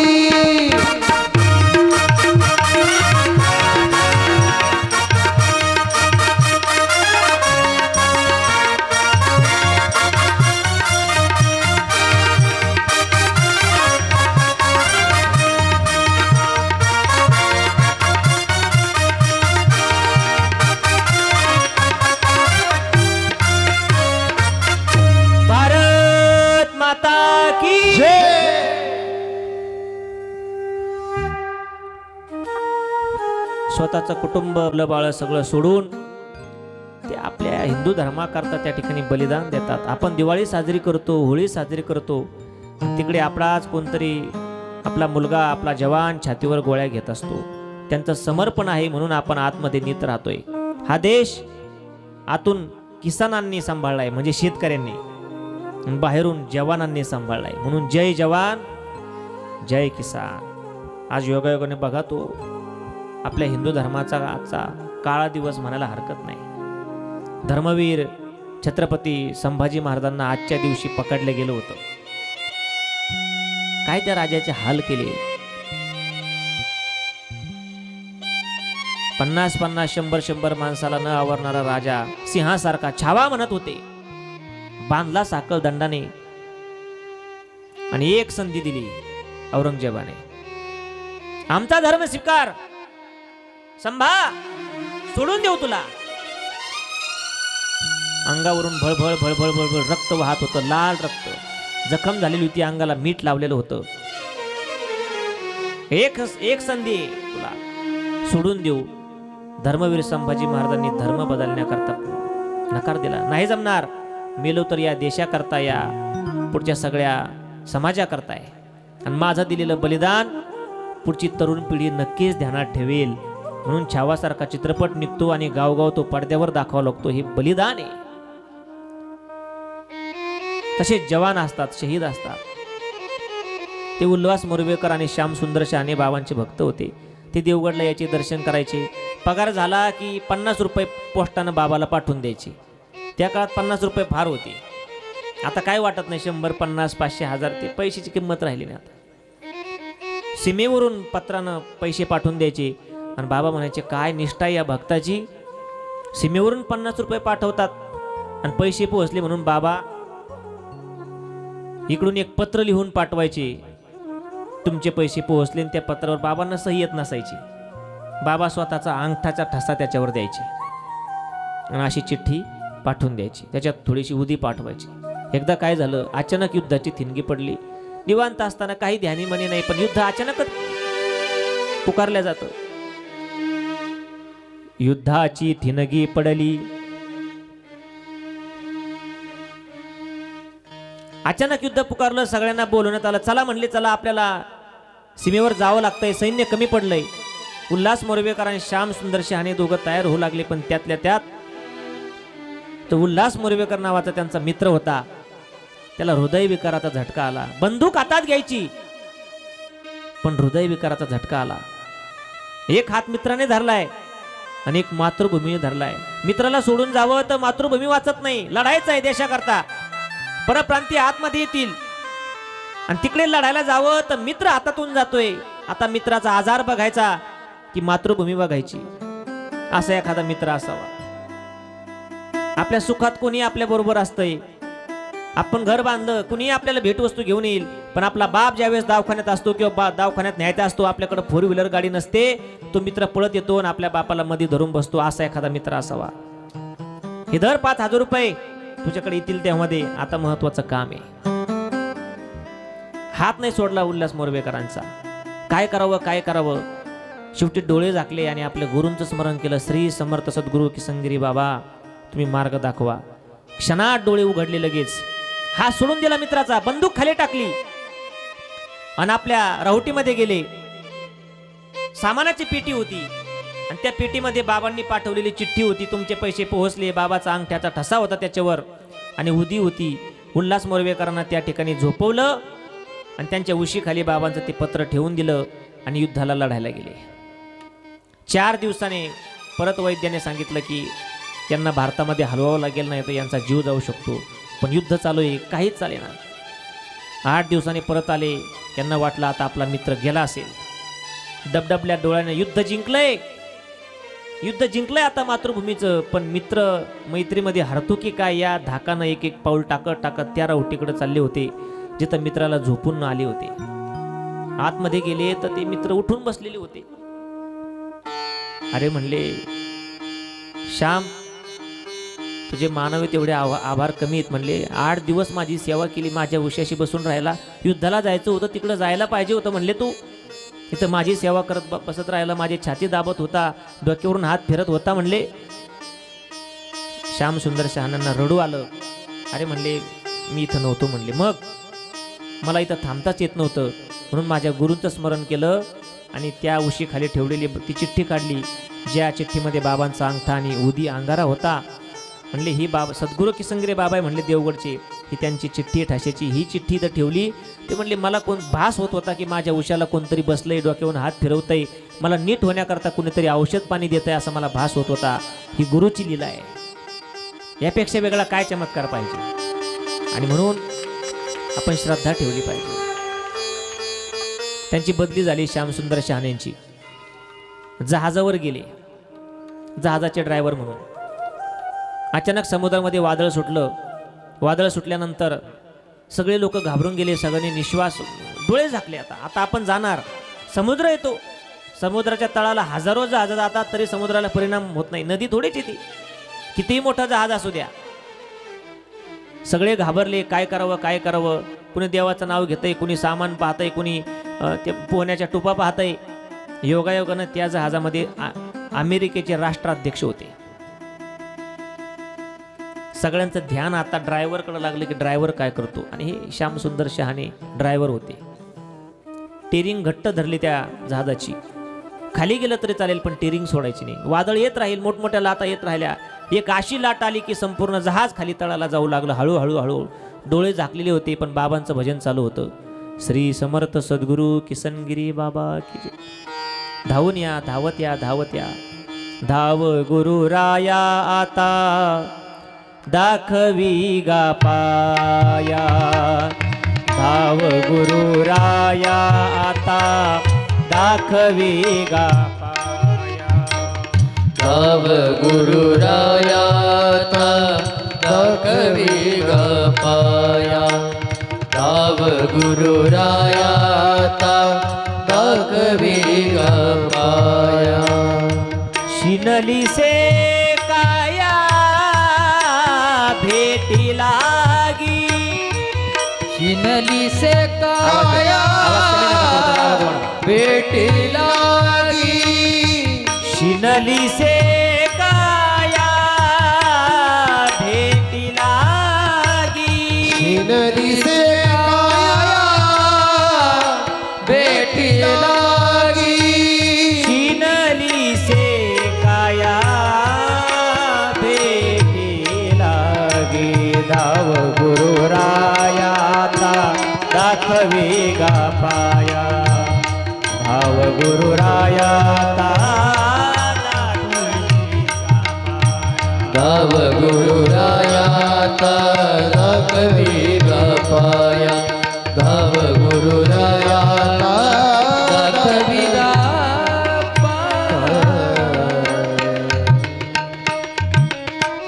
अंतःकरणातून ध्यान केलं, भजन चालू केलं. सगळ्यांनी डोळे झाकलेले होते. काय झालं माहीत नाही. क्षणात जहाज वरती आलं. सगळ्यांनी डोळे उघडले. ड्रायव्हरला विचारलं काय केलं. काय नाही म्हणले, माझ्या गुरुचं ध्यान केलं. खाली गेलो, डोळे झाकले, तेव्हा मला सद्गुरू किसनगिरी बाबांचा मोठा चेहरा पाण्यामध्ये दिसला. डोळे झाकून घेतले मी, त्यांच्यावर विश्वास ठेवला. संतांचे पायी हा माझा विश्वास. सर्व भावे दास झालो त्यांचा, तेची माझी हित करीती सकळ. तेने हा गोपाळ कृपा करी. डोळे झाकले म्हणले, बाबांचा चेहरा दिसला. नंतर काय झालं कळालं नाही, पण डोळे उघडले तेव्हा जहाज वरती आलेलं होतं. हा गुरुचा महिमा आहे. आणि म्हणून आपण आयुष्यात किती मोठे झालो, काय करतो, आपण कुणाच्या हात धरतो. आमदार, खासदार, IPS, PSI, कलेक्टर, प्रांत तलाठी, मोदी साहेब, ओळखी सांगा तुम्ही, पण हे काम येत नाही आहे संकटामध्ये. हे पैशापुरते असतात. जन हे सुखाचे दिल्या घेतलाचे. पैसा दिला तर लोक काम करायला तयार आहे. आज बाजारात दमडी टाकली की मग काम होते.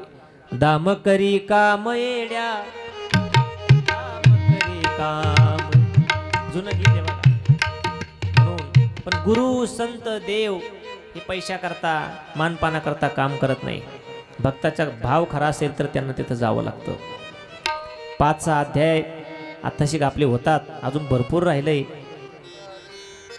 उद्या आपल्याला गुरुवारे बाबाजी देवगडला कसे आले, निवड कशी झाली, त्यांना किती सहन करावं लागलं, हे देवगड कसं उभं राहिलं, तेव्हा एक मंदिर होतं, हे बाकीचं कसं झालं. हे काय सरकारच्या निधीतून थोडं झालं. याच्याकरता किती पळाले, निवड कशी झाली, आई वडील काय, कुठे, कुळ, नाव, गाव, शिक्षण कुठे, आत्तापर्यंतचा सगळा हा 50 वर्षाचा प्रवास उद्या आपण बघणार आहे. आणि नंतर सद्गुरू किसनगिरी बाबांचा समाधी प्रसंग सुद्धा आपण बघणार आहे. अजून एक उदाहरण ब्रह्मलीन नाशिकेत बाबांनी सांगितलंय. देवाने जर भक्ताला न्याय दिला नाही, संत जेवढे मऊ असतात तेवढे कठीणही असतात. न्याय मिळाला नाही तर देवाबरोबर भांडण्याची ताकद सुद्धा संतांनी ठेवली. आणि संतांचे भांडण सुद्धा प्रसिद्ध आहे. अहो, संतांचं भांडण वाचा तुम्ही, भांडण देवाबरोबर केलेलं उद्धार होईल तुमचा. आपले भांडणं बघितले ते लोकांना मजा वाटते. टेरेसवर येऊन व्हिडिओ काढतात लोक. पण वारकरी संप्रदायातले भांडणं ऐका, भांडणं ऐकले की असं वाटतं जणू काहीतरी खेळ चालू आहे. जनाईंना जेव्हा न्याय मिळाला नाही, चोरीचा आळ आला जनाईवरती, तेव्हा देवाला शिव्या द्याव्या आणि देवाबरोबर भांडण करावं. तुझ्या दारात न्याय नाही बाबा, काय भांडण केलंय. देव म्हणले काय झालं जाना, अरे तू कुणाला न्याय दिलाय, सगळ्याला दिलाय. बळीराजाचं काय केलं, अमक्याचं काय केलं, तमक्याचं काय केलं, भांडणच सुरू केलं. पुण्यवंत पाताळ लोकी नेला, पुण्यवंत पाताळ लोकी नेला, पुण्यवंत पाताळ लोकी नेला, पुण्यवंत पाताळ लोकी नेला, पुण्यवंत पाताळ लोकी नेला, पुण्यवंत पाताळ लोकी नेला, पुण्यवंत पाताळ लोकी नेला, पुण्यवंत पाताळ लोकी नेला. एक 2 मिनिट सर्वांनी उभा राहा, म्हणजे तुमचे पाय मोकळे होतील. टाळी वाजवायची. आपल्याला संतांच्या भांड घ्यायचं आहे. टाळी वाजवून बावी धरायची. हे पुण्यवंत पाताळ लोकी नेला, पुण्यवंत पाताळ लोकी नेला, पुण्यवंत पाताळ लोकी नेला, पुण्यवंत पाताळ लोकी नेला. दरिद्री तो भाग्यवंत केला, दरिद्री तो भाग्यवंत केला, दरिद्री तो भाग्यवंत केला, दरिद्री तो भाग्यवंत केला. चोरट्याचा बहुमान वाढविला, चोरट्याचा बहुमान वाढविला, चोरट्याचा बहुमान वाढविला, चोरट्याचा बहुमान वाढविला. हे कीर्तिवानाचा अपमान केला, कीर्तिवानाचा अपमान केला, कीर्तिवानाचा अपमान केला, कीर्तिवानाचा अपमान केला. हे कीर्तिवानाचा अपमान केला. धुंद झाला तुझा दरबार, धुंद झाला तुझा दरबार, धुंद झाला तुझा दरबार, धुंद झाला तुझा दरबार. धुंद झाला तुझा दरबार, धुंद झाला तुझा दरबार, धुंद झाला तुझा दरबार, धुंद झाला तुझा दरबार. तीव्रता तीव्रता गुंतविली, वैशाखनिकाची सत्य लोका नेली, तीव्रता गुंतली, वैशाखनिकाची सत्य लोकी नेली. सकुला लावी आली, सकुला लावी आली, या दरिद्रा ही गोष्ट बरी नाही केली. धुंद झाला तुझा दरबार, धुंद झाला तुझा दरबार, धुंद झाला तुझा दरबार, धुंद झाला तुझा दरबार. धुंद झाला तुझा दरबार, धुंद झाला तुझा दरबार, धुंद झाला तुझा दरबार, धुंद झाला तुझा दरबार. धुंद झाला तुझा.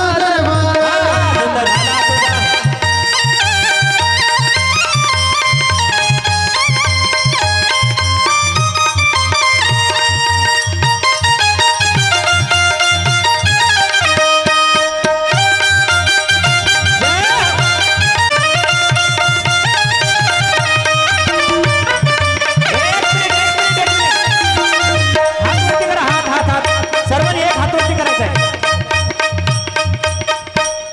एक टाळी वाजायची. एक एक एक. धुंद झाला तुझा दरबार, धुंद झाला तुझा दरबार, धुंद झाला तुझा दरबार, धुंद झाला तुझा दरबार. धुंद झाला तुझा दरबार, धुंद झाला तुझा दरबार, धुंद झाला तुझा दरबार, धुंद झाला तुझा दरबार.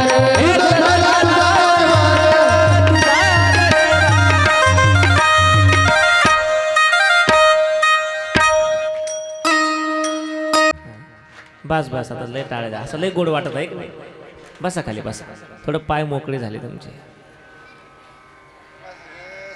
पण असं शब्दाने नाही बरं का, ते जायचं आणि फक्त राग व्यक्त करायचं. एकदा गावातच मारुती राहायला भांडायला लागली. खरा भाव असेल, श्रद्धा असेल तर देव ऐकून घेतो. देव कोणाचा ऐकायला तयार नाही. भांडण आहे. का भांडण?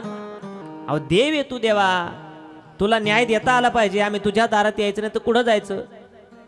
भक्ताचं वाईट झालं आणि त्याला जर गुण आला नाही, खिटी करून त्याला त्रास होऊ लागला, श्रद्धा खरी असेल, चांगल्या घरातले असतील, सात्विक लोक असतील, आणि तरी त्या घरात दुःख असेल तर बाबा देवाबरोबर भांडायची. देवा तुला न्याय देता आला पाहिजे, नाही तर मग तुला आजपर्यंत कुणी चांगलं म्हणणार नाही, पुढे म्हणणार नाही. उद्धवा अजब तुझे सरला, लहरी राजा प्रजा आंधळी, अथांतरे दरबार उद्धवा अजब तुझे सरकार उद्धवा, अजब तुझे सरकार उद्धवा, अजब तुझे सरकार.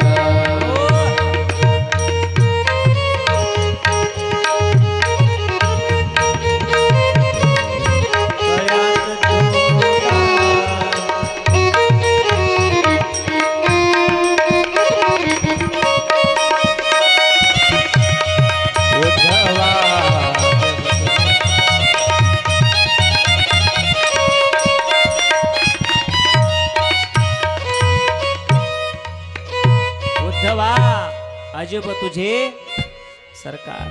ते चालले आता भाजपमध्ये. ते आता त्या उद्धवाचं नाही सांगत साधू संत देवाला, काय तुझ्या दारात खऱ्याला न्याय नाही. लहरी राजा, पुढे प्रजा आंधळी. राजा लहरी असेल, थोडक्यात आपल्या ग्रामीण भाषेत यंद्रा असेल. यंद्रा, त्याला बुद्धी नाही, त्याला न्याय देवता कळत नाही. त्याला राजा केलं, तो काय समाजाला न्याय देणार आहे? एक गोड उदाहरण सांगायचे आमचे गुरुजी. एका राज्यात चोरी झाली. एक चोर चोरी करण्याकरता शेतकऱ्याच्या घरी गेला. मागच्या भिंतीवरून त्याने उडी मारली. कशाला? चोरी करायला.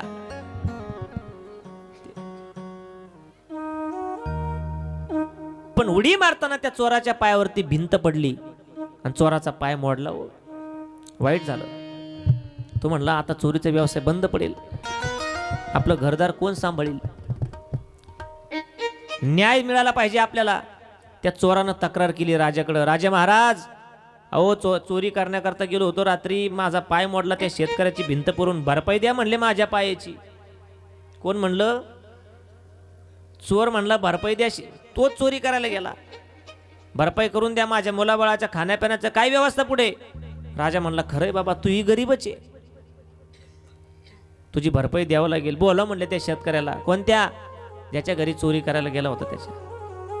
आणला शेतकरी धरून, त्याचा मोडलेला पाय भरून दे म्हणले. का? तुझ्या घरी चोरी करायला आला आणि तुझी भिंत पक्की नव्हती म्हणून त्याच्या पायावर पडली. कळतंय ना तुम्हाला? शेतकरी म्हणला महाराज, अहो तो माझ्या घरी चोरी करायला आला. नाही नाही, भरपाई करून दे, त्याची पाय मोडला. शेतकरी हुशार होता. शेतकरी म्हणला महाराज, यात माझा काय दोष आहे? घर तुझं, भिंत तुझी, दोष कोणाचा? म्हणजे ज्या मिस्त्रीला मी काम दिलं होतं घराचं, त्याने पाणी कमी टाकलं, भिंत कच्ची राहिली. भिंत कच्ची राहिली, याच्या पायावर पडली, पाय मोडला आणि मुलाबाळाच्या जेवणाचा प्रश्न उद्भवला. गौंड्याला धरून आणलं मिस्त्रीला. का रे, पाणी का कमी टाकलं? याची भरपाई करून देण्यात फासावर जा म्हणले, शिक्षा देतो तुला.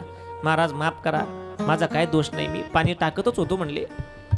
पण काय झालं, आपल्या प्रधानजीची बायको पत्नी चालली होती म्हणले रस्त्यानं. मग तिच्या पायात काहीतरी नवीन दागिना होता, तो चमकला म्हणले. मी तिकडं पाहत राहिलो, पाणी कमी पडलं, भिंत कच्ची राहिली, पायावर पडली, पाय मोडला आणि मुलाबाळाच्या जेवणाचा प्रश्न उद्भवला. बोलव म्हणले प्रधानजीच्या बायकोला. आता लहरीच राजा त्यो. प्रधानजीच्या बायकोला बोलवलं. ते म्हणले अक्का, भरपाई करून द्या म्हणले या चोराची. का? तुमच्या पायातला दागिने यांनी पाहिला, पाणी कमी पडलं, भिंत कच्ची राहिली, पायावर पडली, पाय मोडला, मुलाबाळाचा प्रश्न. काय पुढे? ते म्हणले माझा काही दोष नाही. मग आमच्या तेनी जर ते पायातले चाळ आणले नसते तर मी घातलेच नसते. ते कळत ना, ते नाही ते ग्रामीण शब्द, ते कुठल्या डिक्शनरीत सापडला. प्रधानजी पुढे या. प्रधानजीला पकडलं. कशाला दागिने आणले? तुम्ही घातले म्हणून ते त्याला बघितलं, पाणी कमी पडलं. प्रधानजी म्हणले महाराज माफ करा हो, तुमच्या दारातला मी सेवक आहे, पण भरून द्यावं लागेल म्हणले ना तर फाशीवर जा. प्रधानजी म्हणले यात माझा काही दोष नाही. मग ज्या सोनारानं हे चाळ घडवले त्याचा दोष आहे. त्याने घडवले नसते तर मी आणले नसते, हिनं घातले नसते, पाहिले नसते, पाणी कमी पडलं नसतं, भिंत कच्ची राहिली नसते, चोराचा पाय मोडला नसता. राजा म्हणला खरं आहे, असे प्रधानजी पाहिजे. बर बोला म्हणले सोनाराला. सोनार बारीक झाला होता, नळी फुंकिली सोनारे, आता गळा बारीक झाला, उचलून आणलं सोनाराला, बारीक झाला होतो. सोनार म्हणला महाराज माझा काय दोष आहे, माझा व्यवसाय, तो व्यवसाय नाही, भरपाई करून दे, एवढे पैसे नाही आपल्याकडे. मग फासावर जा. ठीक आहे म्हणले महाराज, तसंही माझं 2-4 वर्षात सगळं संपलंय म्हणले. आता कोरोनातून वाचलो होतो, माळ काढली, अंडे खाल्ले, आता काय राहिलंय, भरलंय म्हणले माझं. आणि त्याला फाशीची शिक्षा ठरली. का? चोराचा पाय मोडला म्हणून. कुठं चोर, कुठं सोनाराने घडवलेले चाळ. पण यंदा लहरीच राजा. आणि दौंडी देण्यात आली. उद्या सकाळी सगळ्या गावाने 7 वाजता आपल्या महाद्वारासमोर हजर राहायचंय. का? आपल्या नगरीत एखाद्या चोरावर अन्याय झाल्यानंतर त्याची काय गत होते, उद्या सोनाराची फाशी बघा, मग तुमच्या लक्षात येईल. चोराला सुद्धा न्याय मिळायला पाहिजे, अशी आपली प्रजा आहे.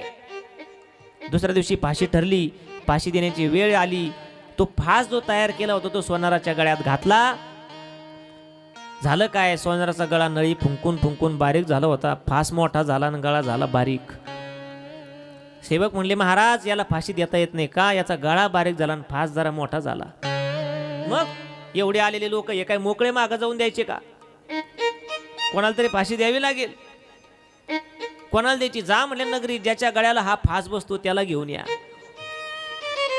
योगायोगानं त्या गावात सप्ताह चालू होता. व्यासपीठ चालक आले होते.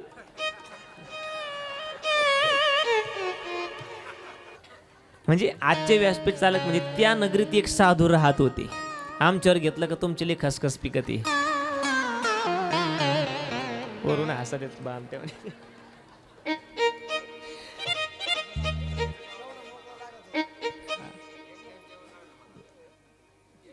विनोद केला,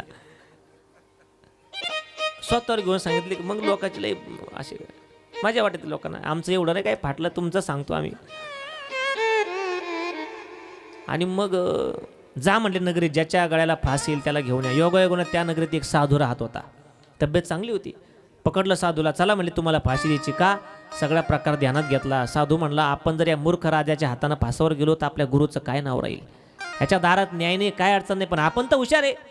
साधू इकडूनच आरडत गेले, महाराज धन्य म्हणले मी तुमच्या नगरीत फासावर जातोय. मला माझं भाग्य उदयाला आलं की एवढ्या न्याय देवतेसमोर मला फाशी मिळते.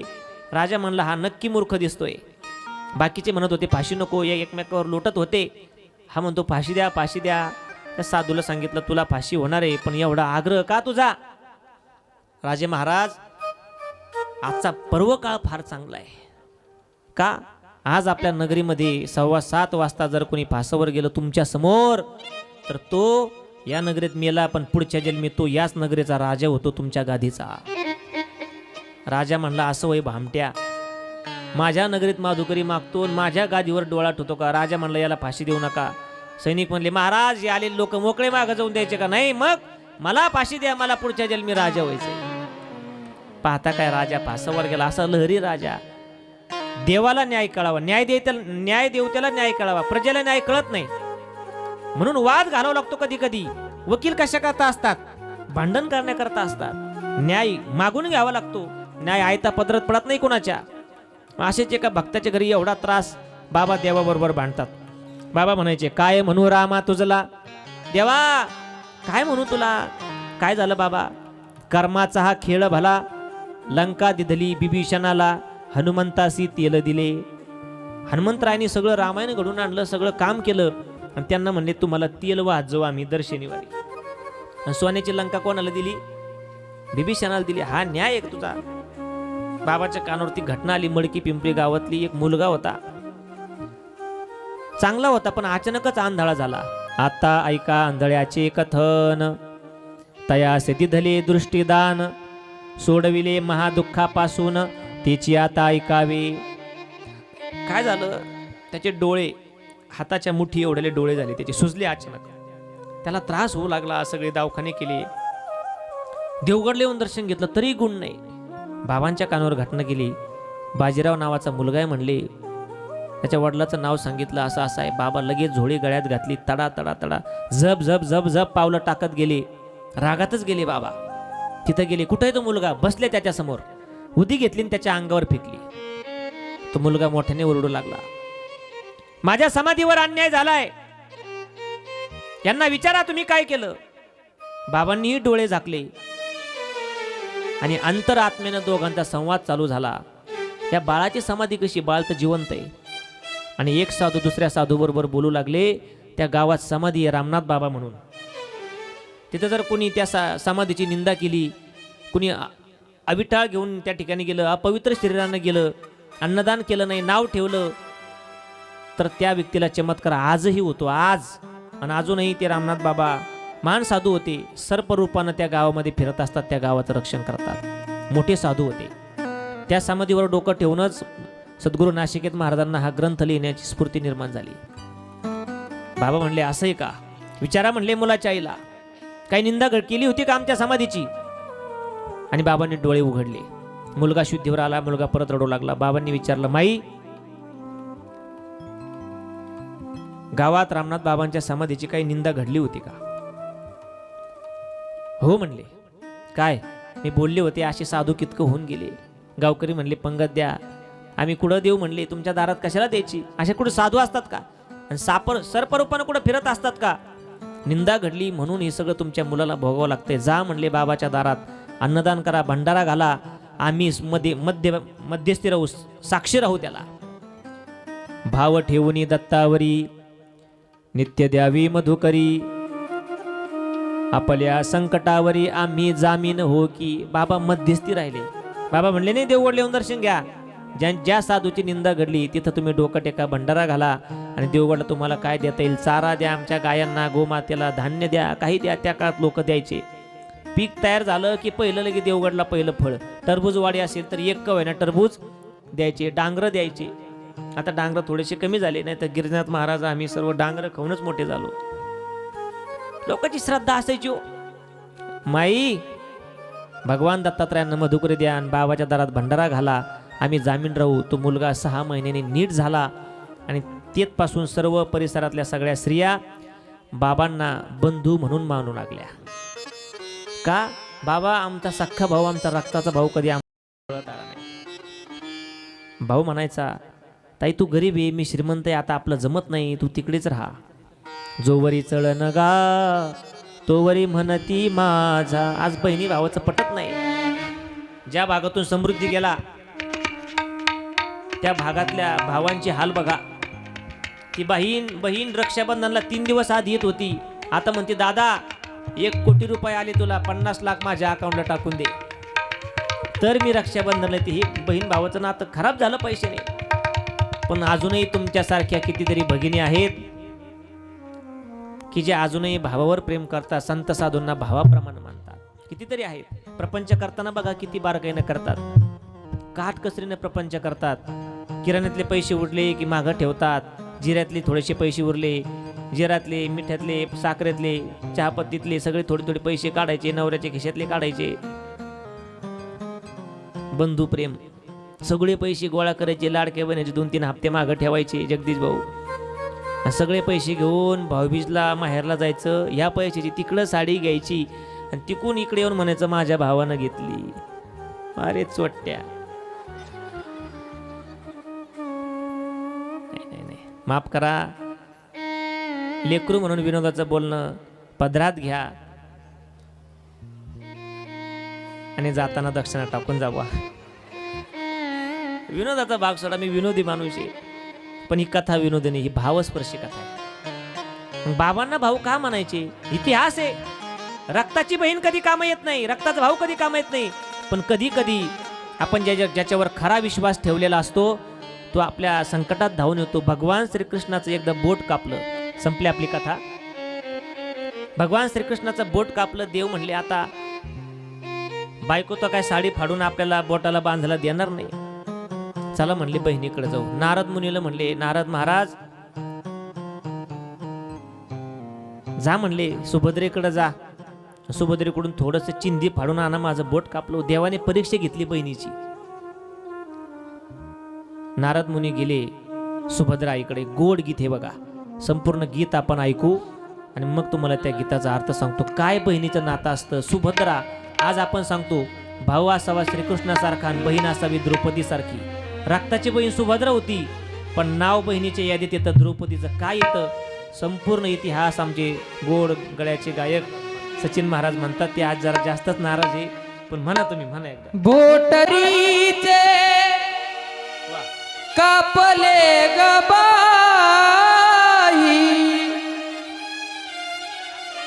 बांधायाला चिंधी लवकर दे. सुभद्रा बोलली शालुनी पैठणी फाडून का देऊ चिंधी तुम्हासी मी. सुभद्रा कृष्णाच्या पाठीची बहीण द्रौपदी सबंधू शोभे नारायण. भर जरी कपितांबर दिला फाडून, भर जरी कपितांबर दिला फाडून. द्रौपदी सबंधू शोभे नारायण, द्रौपदी सबंधू शोभे. नारद मुनी गेले सुभद्रेकडे. सुभद्रा, तुझ्या दादाचं बोट कापलं ग, काहीतरी चिंधी दे, तुझा भाऊ येतो. राखी बांधण्यापेक्षा थोडंसं फाडून दे म्हणले नारद मुनी. अहो, माझ्या अंगावर जो पैठणी आहे, शालू आहे, तो फार महाग आहे म्हणले. तो फाडला माझ्या मालकाने अर्जुनरावांनी प्रेमानं घेतलाय आणि देवाला फाडून द्यायचा नाही, हो दुसरं काहीतरी घेऊन जा. नारद मुनींना वाईट वाटलं. अहो, पाठीची बहीण आहे, पण भावाकरता चिंधी द्यायला तयार नाही. पाठीची बहीण झाली वैरीन, पाठीची बहीण झाली वैरीन. द्रौपदी सबंधू शोभे नारायण, द्रौपदी सबंधू शोभे नारायण. नारद मुनींनी आपला रस्ता वळवला. चला म्हणले सुभद्रा, द्रौपदीकडे जाऊ. जी द्रौपदी सारखं कृष्ण कृष्ण कृष्ण कृष्ण भजन करत राहते. द्रौपदीच्या दारात जाऊन भगवान नारद मुनींनी सांगितलं, द्रौपदी, देवाचं बोट कापलं ग, भळभळ भळभळ भळभळ भळभळ रक्त गळतंय, देव व्याकुळ होतात. सुभद्रेकडे गेलो होतो, साधी चिंधी फाडून दिली नाही. तुझ्याकडे एखादं कापड असेल तर थोडंसं देवाच्या बोटाला बांधण्याकरता फाडून देते का. हे शब्द ऐकले द्रौपदीनं आणि डोळ्यामध्ये टचकन पाणी आलं. नारद मुनी, अहो चिंधी काय मागताय. मग काळजाची चिंधी, काळजाची चिंधी काढून देईन, ये म्हणे तयाचे माझ्यावरीन. काळजाची चिंधी, असं काय केलं देवानं तुझ्या करता द्रौपदी. वसने देवोनी प्रभू. दुर्योधन दुःशासन ज्यावेळेस माझ्या अंगावरचे वस्त्र ओढत होते त्यावेळेस माझे मालक नाही मध्ये आले, माझा हा दादा मध्ये आला, स्वतःचा पितांबर माझ्या अंगावर फेकला, साड्या म्हणून हजारो साड्या पुरवल्या, त्याला मी चिंधी देणार नाही. वसने देवोनी प्रभू राखी माझी लाज, चिंधीसाठी धावत आला माझ्या दारी हरी आज. त्रैलोक्य मोलाचे वसन दिले फाडून, त्रैलोक्य मोलाचे वसन दिले फाडून. द्रौपदी सबंधू शोभे नारायण, सुभद्रा कृष्णाच्या पाठीची बहीण, सुभद्रा कृष्णाच्या पाठीची बहीण. द्रौपदी सबंधू शोभे नारायण.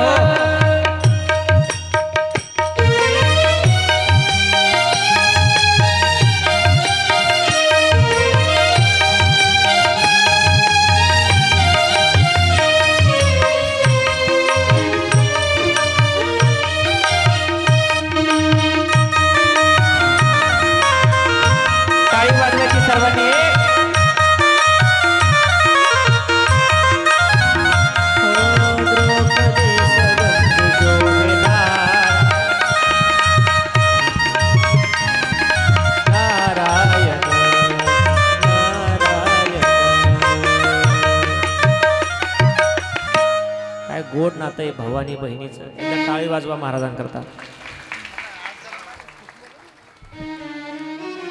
बाबांना सर्व परिसरातल्या स्त्रिया माता भगिनी बंधू मानू लागले. आमच्या संकटात आमचा भाऊ येणार नाही, पण बाबा तुम्ही संत आहे तरी भावासारखा आमच्या संकटात धावून येता. गोड बाबांनी नाते कमवले. सीता रामा म्हणून बोलायचे, दादा भाऊ माई बोलायचे. साधू होते पण लेकराच्या अंतःकरण त्या परिसरात राहिले म्हणून हा सगळा समाज तिथे येतोय. आता आज कुणी कुणाकडे जायला तयार नाही. कोण येतो घरा आमुच्या कशाला, काय ज्याचा त्याला नाही धंदा. ही बाहेरून मंडळी येतात, पाहुणे मंडळी येतात. कशा करता येतात? प्रेमामुळे येतात. लोक प्रेमासाठी येतात. आणि म्हणून समाजाला प्रेम द्या आणि प्रेम घ्या. चांगल्या मार्गाने जीवन जगा. चांगलं बोला, मधुर बोला. साच आणि मवाळ मितुली आणि रसाळ शब्द दैसी कल्लोळ. अमृताचे आमचे गुरुवर्य शांतीब्रह्म देवगडचे बाबा काय बोलतात. बाबा कीर्तनाला सुरुवात झाली की पहिला शब्द असतो बाबांचा, येथे जमलेले माझे सर्व माझ्या बंधू आणि भगिनींनो. विवेकानंद दुसऱ्या देशात गेले, पहिलं वाक्य होतं, all Indians are my brothers and sister. माझ्या बंधू आणि भगिनींनो, हे नातं आहे भारताचं. तसं गोड बोला तर लोक तुमच्याबरोबर नीट राहतील. एक प्रेमाचा संदेश परमार्थामध्ये बाबा देऊन या चरित्रकथेमध्ये थांबतात. आजच्या कथेलाही आपण थांबू. उद्या बरोबर 6 वाजता कथा चालू होईल.